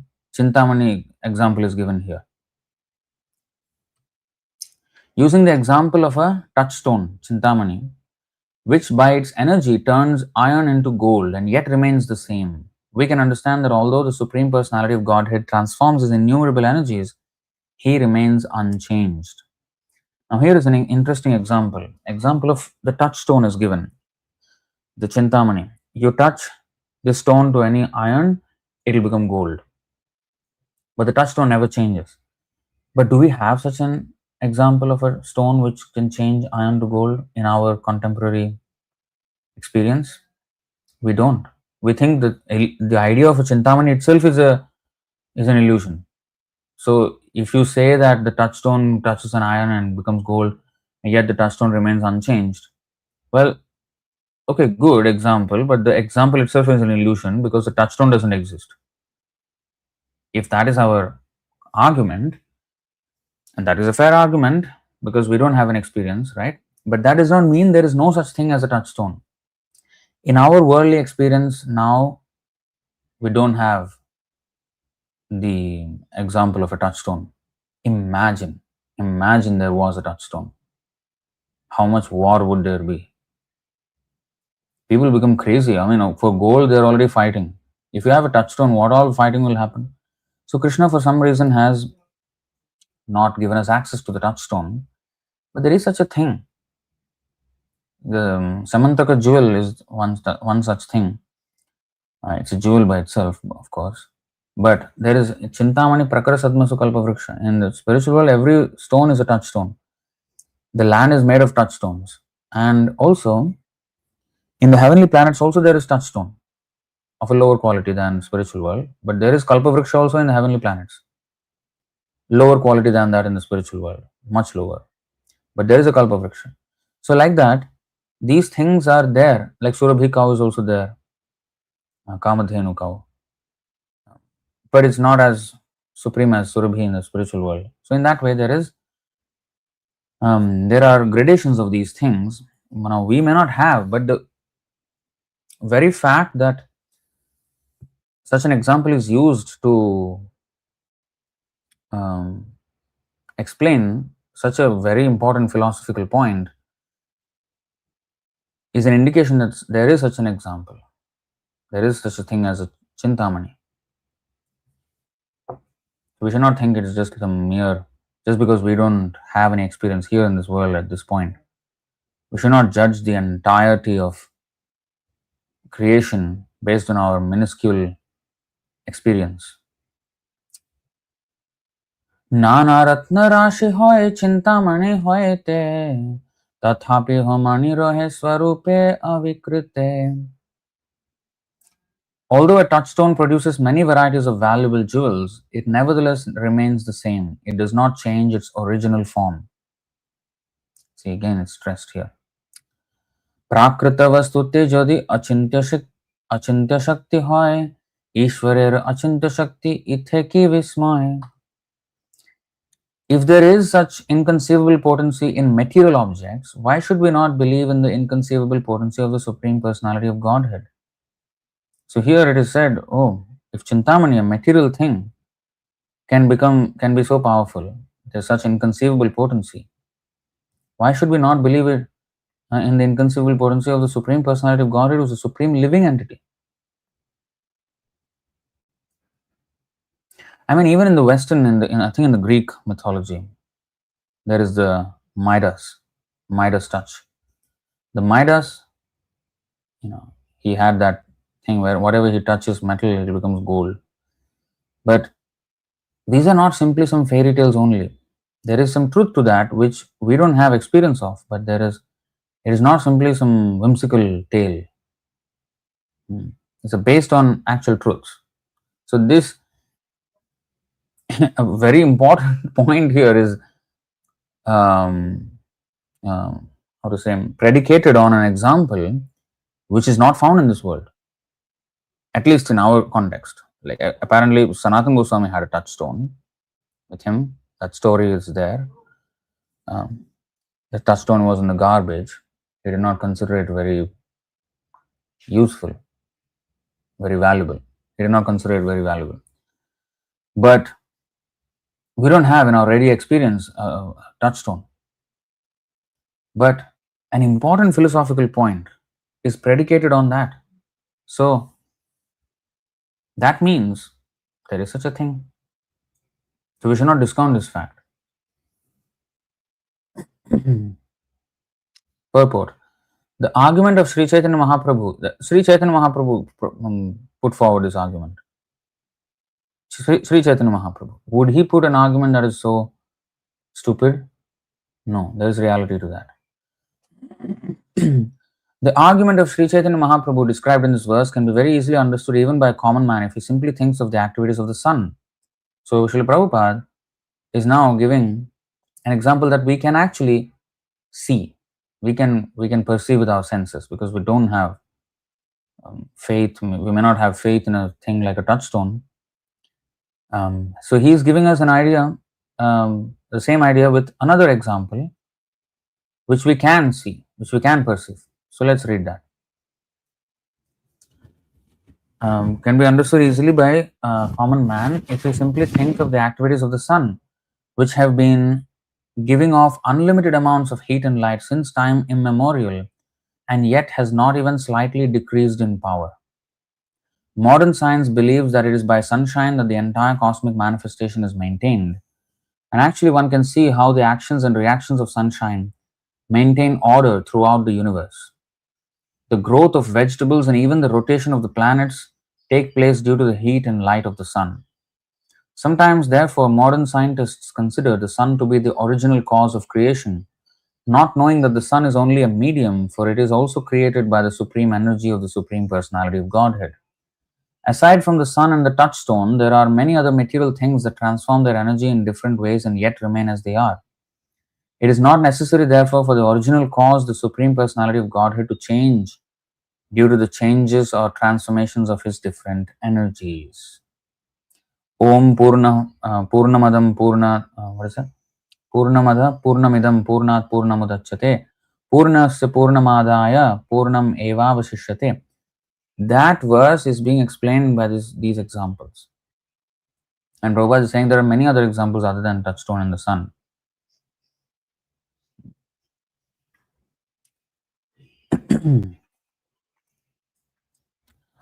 The falsity of Sripad Shankaracharya's explanation of Vivartavad and Parinamavad has been detected by the Vaishnava Acharyas, especially Jiva Goswami, whose opinion is that actually Shankara did not understand the Vedanta Sutra. What a bold statement. This is our Acharyas. Jiva Goswami is saying, Jiva Goswami's opinion is that Shankara did not understand the Vedanta Sutra. In Shankara's explanation of one sutra, Anandamayo Bhyasat, he has interpreted the affix mayat, a mayat, with such word jugglery that this very explanation proves that he had little knowledge of the Vedanta Sutra, but simply wanted to support his impersonalism through his aphorisms of the Vedanta philosophy. Wow. Very strong word. Very strong statement. I mean, Prabhupada explained this, alluded to this misexplanation or malinterpretation of Anandamaya Bhyasat in another purport before we have read. But here we get a little more clue of it. So I think in the Shat Sandarbhas, Jiva Goswami would have gone really deep on this refutation of this Shankaracharya's interpretation or misinterpretation of Anandamaya Bhyasat. So in Shankara's explanation of one sutra, Anandamaya Bhyasat, he has interpreted the affix mayat with such word jugglery that this very explanation proves that he had little knowledge of the Vedanta Sutra, but simply wanted to support his impersonalism through the aphorisms of the Vedanta philosophy. Actually, however, he failed to do so because he could not put forward strong arguments.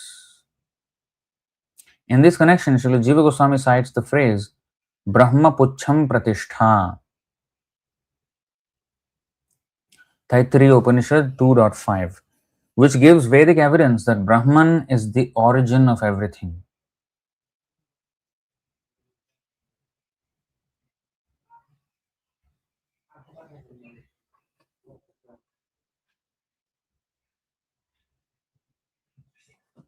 Wait.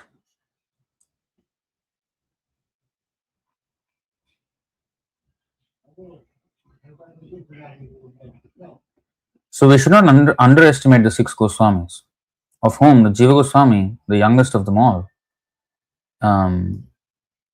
is such a master scholar. He has written even more than Vyasadeva. Jiva Goswami is enormously read and is enormously scholarly. So Jiva Goswami should never be underestimated and one of the minor philosophical personalities. No. It does not matter how much the world knows about him. In fact, if anything, we have to glorify Srila Jiva Goswami and his irrefutable presentation of Vedanta philosophy, so much so that he considers Shankaracharya as a complete fool. I mean, Shankaracharya, who is revered by so many greatest saints, and Jiva Goswami is saying that he doesn't know Vedanta Sutra, Vedanta philosophy at all. Just imagine the position of Jiva Goswami. If Jiva Goswami and Shankaracharya had an argument, debate with each other, just imagine what would that be.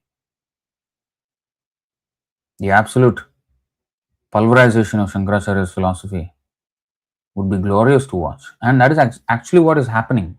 That is exactly what Jiva Goswami did. But that is in a different time zone, a different era, a different epoch. But since both the philosophies exist now simultaneously, the complete destruction of Mayavad philosophy is the mission of Srila Prabhupada, Nirvishesha Shunyavadi Paschatya Deshatarine, and therefore we must understand these arguments strongly and not understand. You know what understanding means?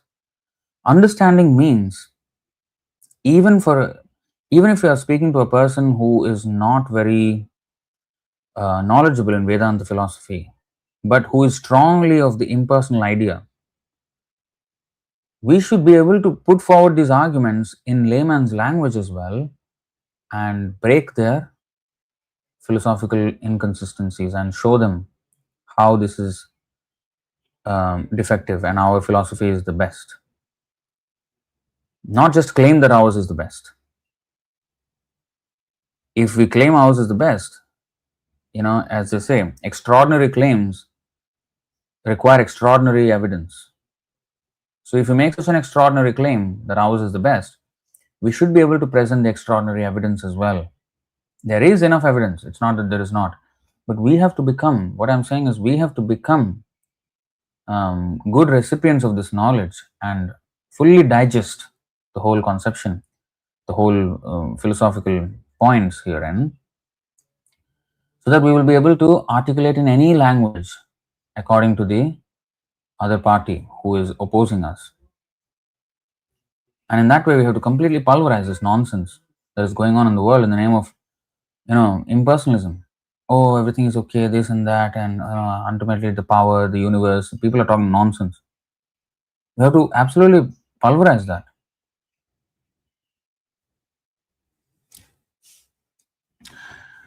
All right, so reading on. In this connection, Srila Jiva Goswami, in what connection? So Anandamaya Abhyasat's misrepresentation. In that connection, Srila Jiva Goswami cites the phrase Brahma Pucham Pratishtha, which gives Vedic evidence that Brahman is the origin of everything. In explaining this verse, Sripad Shankaracharya interpreted various Sanskrit words in such a way that he implied, according to Jiva Goswami, that Vyasadeva had very little knowledge of higher logic. And here Jiva Goswami is coming to the defense of Vyasadeva and saying Shankaracharya has very little knowledge of higher logic. Such unscrupulous deviation from the real meaning of the Vedanta Sutra has created a class of men who, by word jugglery, try to derive various indirect meanings from the Vedic literatures, especially the Bhagavad Gita. This has very strong implications. Because what started off as a misrepresentation to peddle the narrative of impersonalism, the philosophy of mistaken philosophy of impersonalism, involuntarily set a precedence that one can interpret the words in any way he likes, and it will give rise to a plethora of many other philosophies seemingly based on Vedic statements, but in their own meaning. So, Purvaihi Purvataram Kritam, Krishna said in the Bhagavad Gita, we have to do as the previous acharyas have done, 4:15 Bhagavad Gita. But here Shankaracharya is deriding Vyasadeva. How can one deride Vyasadeva? Krishna Dvaipayanam Vyasam Vidhin Narayanam Prabhum. He is Narayana himself. How can he deride Narayana and say that he has very little sense of higher logic? That's a blasphemy. You can only put forward an illusory philosophy from Vyasadeva's words by using his words and calling him a fool, and here is a better interpretation of what he said. Look at the unethical approach of Shankaracharya, and yet he is considered to be the authority of Sanatana Dharma nowadays. Even now, Shankaracharya is considered, Shankaracharya Peetham,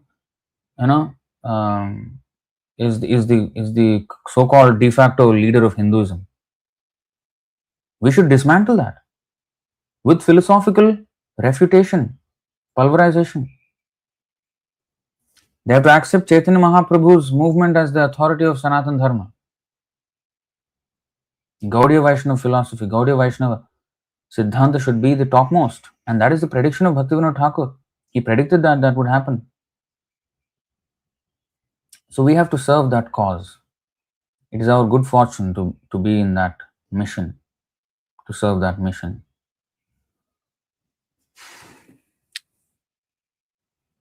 So, such scrupulous deviation from the real meaning of the Vedanta Sutra has created a class of men who, by word jugglery, try to derive various indirect meanings from the Vedic literatures, especially the Bhagavad Gita. One of them has even explained that the word Kurukshetra refers to the body. This is Gandhi. Such interpretations imply, however, that neither Lord Krishna nor Vyasadeva had a proper sense of word usage or etymological adjustment. This is the thing. Words have meaning. To say that Vyasadeva did not use the word in the proper way, I will give you the actual real meaning of the word, which is such a convolution of the definition, and that is the real meaning. And Vyasadeva used it in a wrong way. But I'm going to use Vyasadev's words, but I'm going to prove the right thing. Why are you using Vyasadev's words? Write your own thing. Why are you saying he's a fool but taking his words to prove your philosophy? If he's such a fool, why do you have to rely on his words? Stupidity. So, this is the of course, we are not against Shankaracharya, but that was his service to mislead, and he did it perfectly. So many people, millions or billions are misled. So he did his service perfectly. But at the same time, we have to now dismantle that imperfect philosophy he has presented, and that's why we are using these strong words against Shankaracharya. Not that we hate him, he is Shiva himself, Lord Shiva himself. So, this is the proper mood of a Vaishnava. People misunderstand Vaishnava, us to be against Shankaracharya. We are not against Shankaracharya. We are against his philosophy, just like we are against Buddhist philosophy, but we are not against Lord Buddha. Lord Buddha is incarnation of Vishnu himself, whom we worship as Vaishnavas, and still we are against Buddhism. We are still against Dattatraya's philosophy because he is impersonal. He preached impersonal philosophy. Although we worship Dattatreya to be the incarnation of Krishna, he is one of the avatars mentioned in the 3rd chapter of the 1st canto of Srimad Bhagavatam. And yet we don't study his philosophy. We don't accept his philosophy.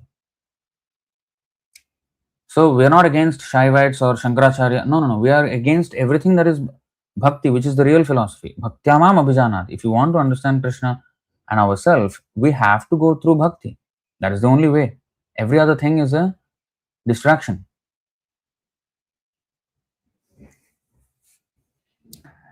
So reading on, thus the interpretations.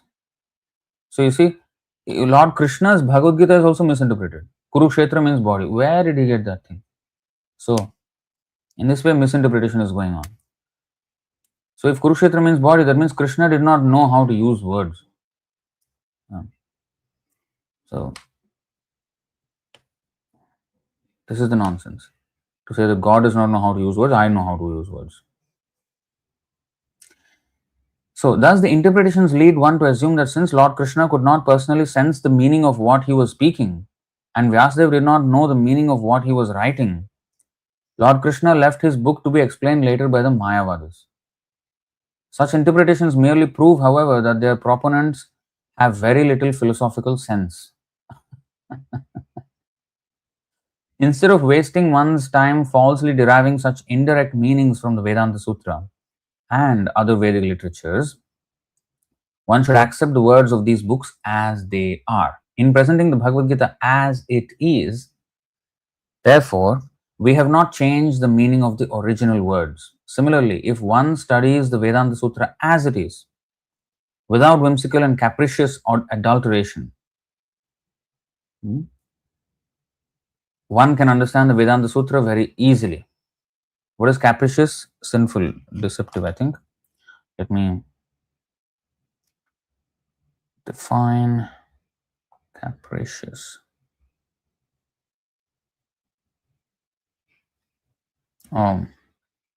Impulsive, whimsical, driven by whims rather than reason. Okay. Whimsical adulteration. Capricious and whimsical, kind of similar. Capricious also means impulsive, according to what one feels. According to what one feels to be the meaning of the word today, he will come up with a different uh, interpretation. So that is a mistake. Similarly, if one studies the Vedanta Sutra as it is, without whimsical and capricious adulteration, one can understand the Vedanta Sutra very easily.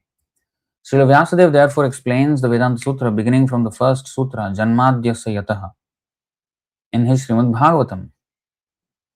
Janmadhyasya yatonvayaditarataschartheshvabhignya swarat.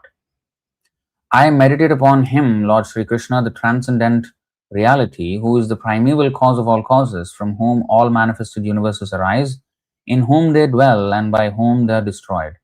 I meditate upon that eternally effulgent Lord, who is directly and indirectly conscious of all manifestations and yet is fully independent.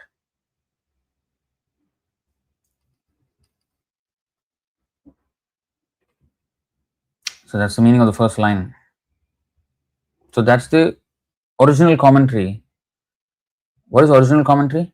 Commentary of something by the same author. Vedanta Sutra was written by Vyasadeva. Bhagavatam is also written by Vyasadeva.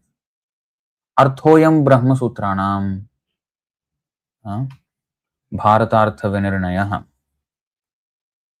Arthoyam Brahma.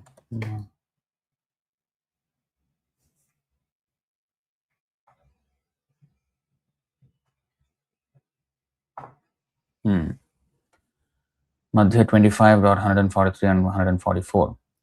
Arthoyam Brahma Sutranam Bharatartha Vinirnayah Gayatri Bhashya Ruposau Vedartha Paribrahmhitah Purananam Samarupah Sakshat Bhagavatyoditah Dvadashaskandha Yuktoyam Shatavicheda Samyutah Granthoštadasha Sahasrah Srimad Bhagavatabhidhah.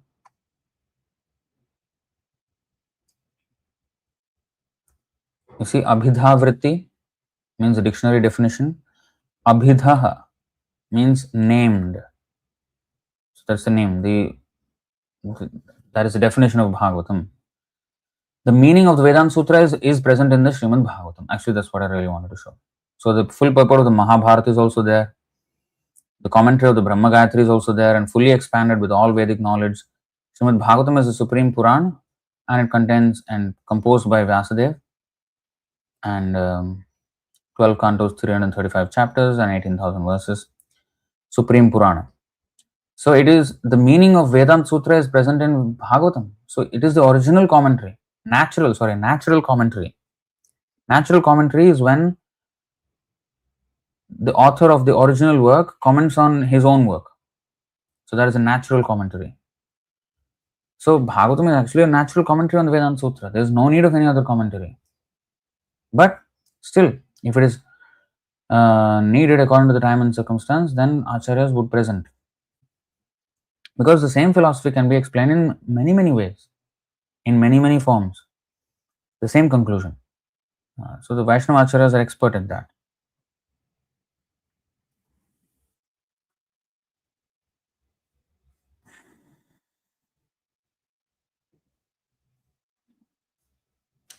The Supreme Personality of Godhead knows very well how to do everything perfectly. He is Abhignya, always fully conscious. The Lord therefore says in the Bhagavad Gita 7.26 that He knows everything, past, present and future, but that no one but a devotee knows Him as He is. Therefore, the Absolute Truth, the Personality of Godhead, is at least partially understood by devotees of the Lord, but the Mayavadi philosophers who unnecessarily speculate to understand the Absolute Truth simply waste their time.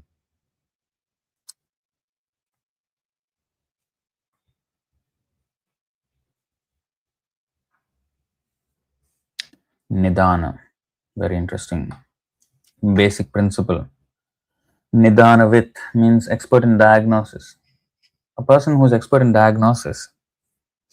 I think you remember that verse, recent Bhagavatam verse 6.1.8.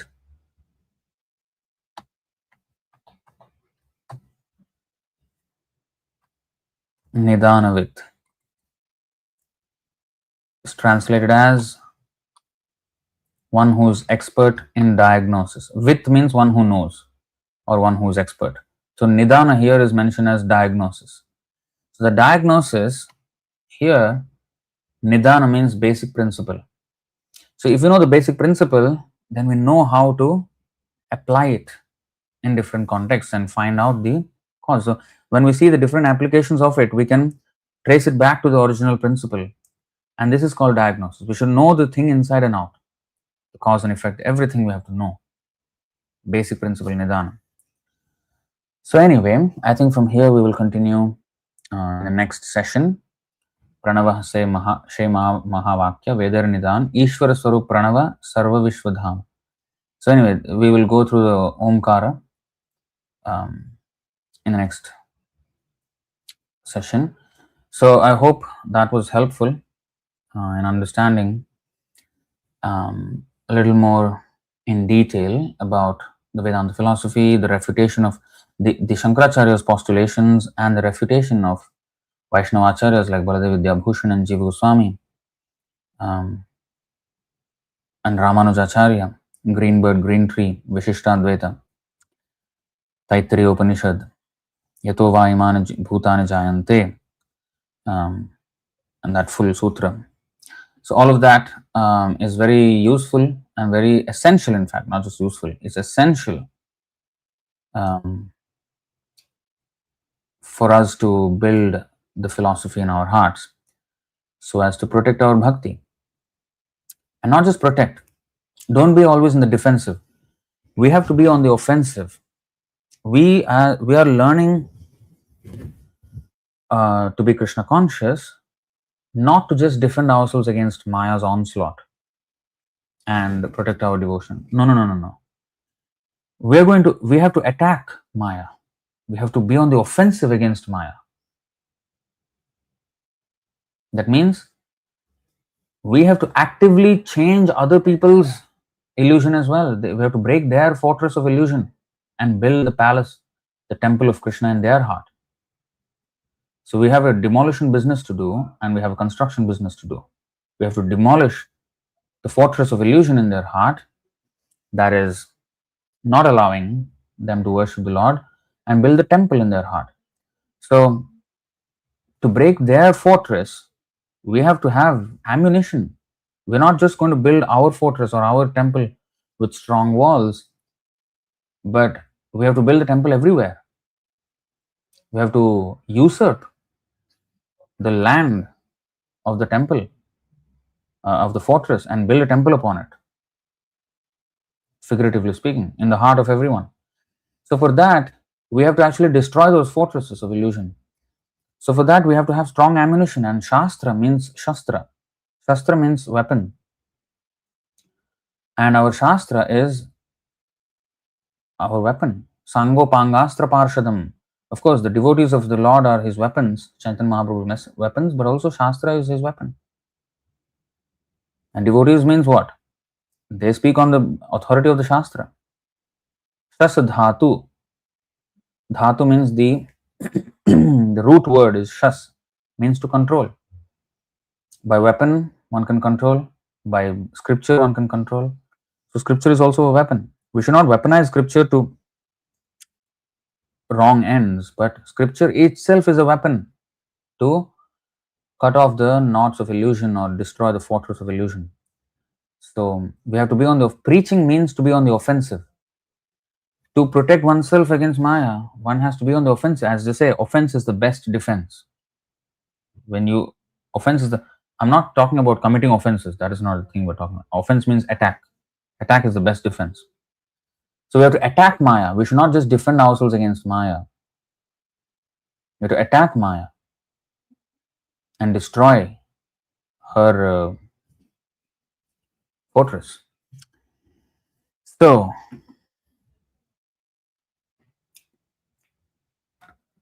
we'll read any questions or comments. 5.12.8 in this regard. Okay, what is 5.12.8?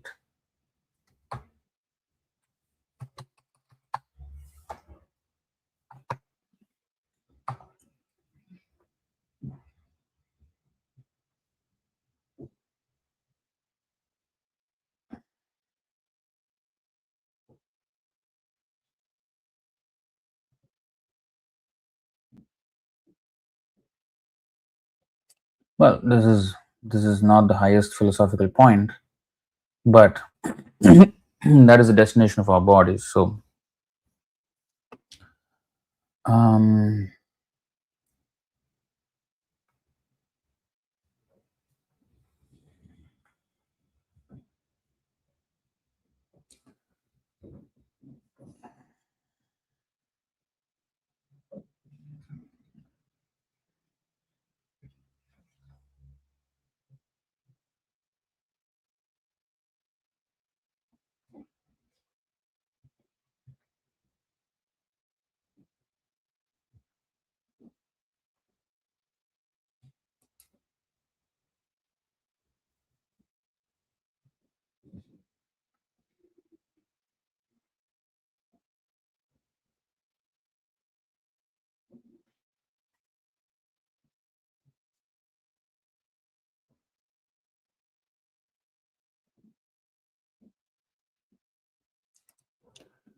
so from the teachings of Lord Chaitanya, 31st chapter, the material cupid increases the attraction of the external flesh and body, but the spiritual cupid increases the attraction the supersoul exerts upon the individual soul. And that's why he's called transcendental cupid.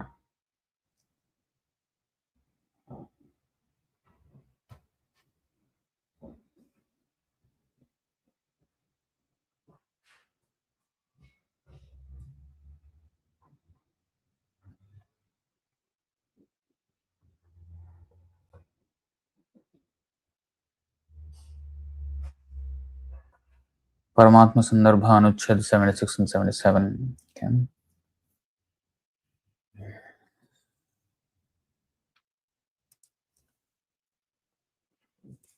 Why did Shankaracharya also compose so many prayers about the Lord like Bhaja Govindam, etc.? I mean, that is his real nature, but his service was something else.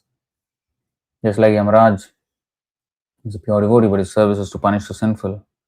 Lord Shiva was given, at least for a certain time, to become this Shankaracharya and bewilder. That is part of his service.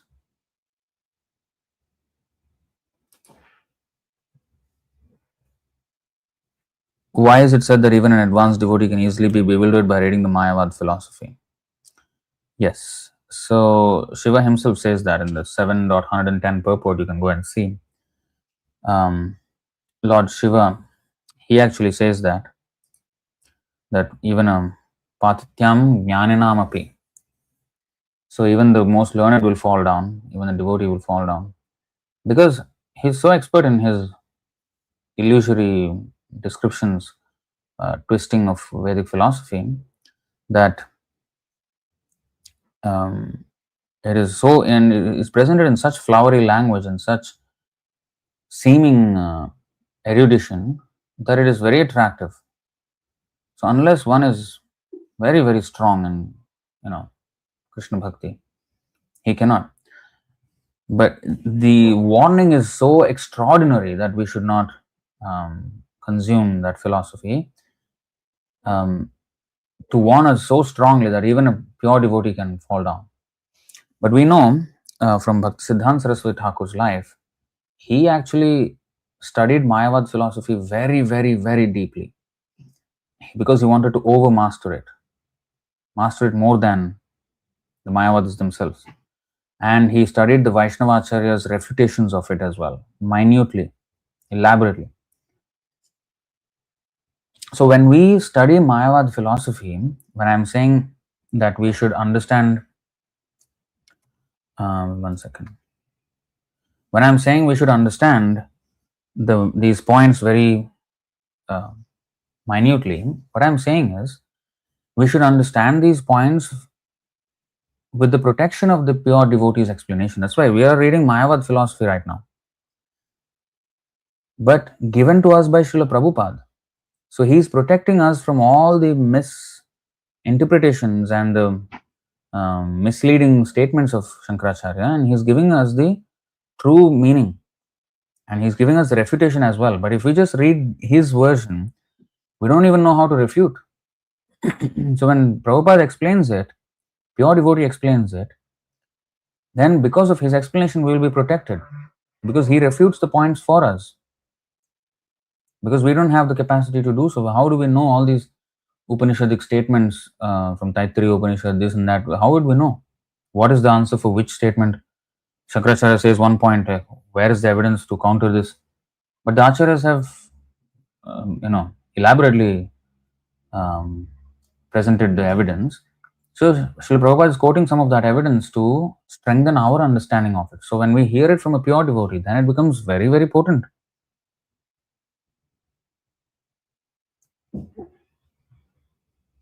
So that is the meaning of it.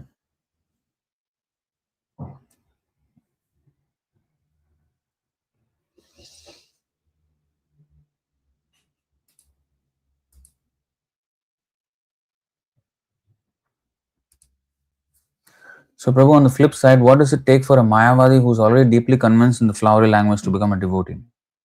Would not there be a temptation for them to keep comparing? They can compare, and if they are fortunate enough, they will accept the superior thing.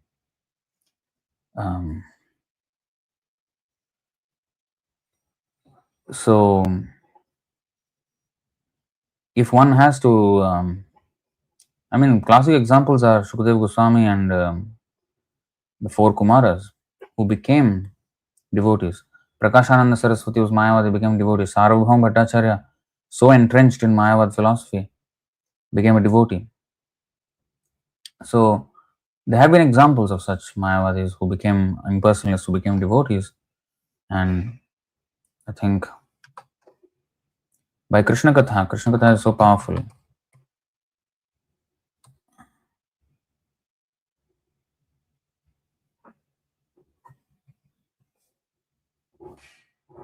Five 12:13. Yatrottama shloka gunanuvadah prastuyate gramya katha vighatah nishevyamano nudinam mumukshor matim satim yachati vasudeve. Who are the pure devotees mentioned here? In an assembly of pure devotees, there is no question of discussing material subjects like politics and sociology. In an assembly of pure devotees, there is discussion only of the qualities, forms, and pastimes of the Supreme Personality of Godhead. He is praised and worshipped with full attention.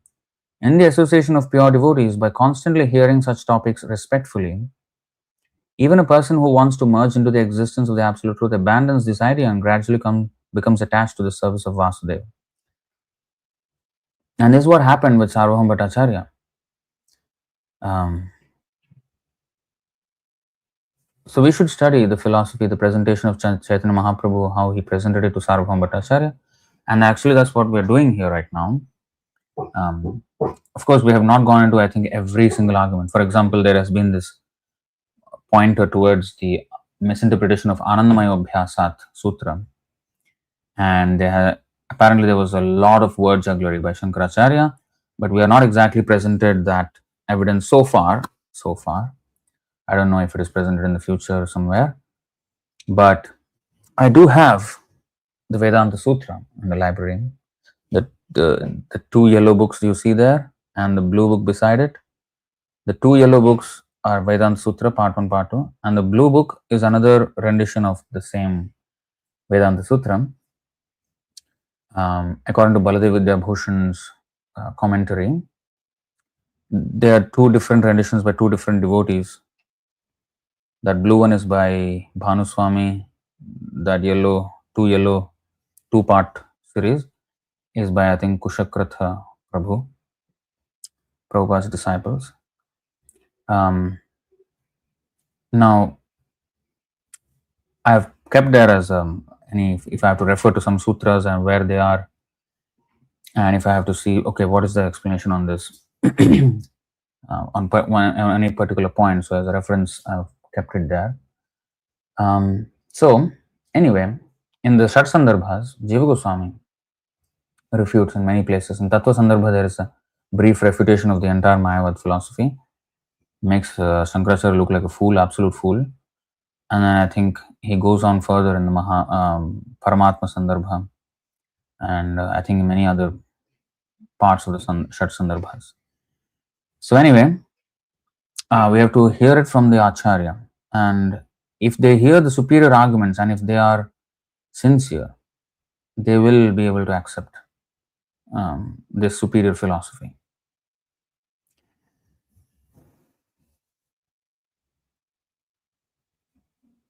Madhya 2444. What?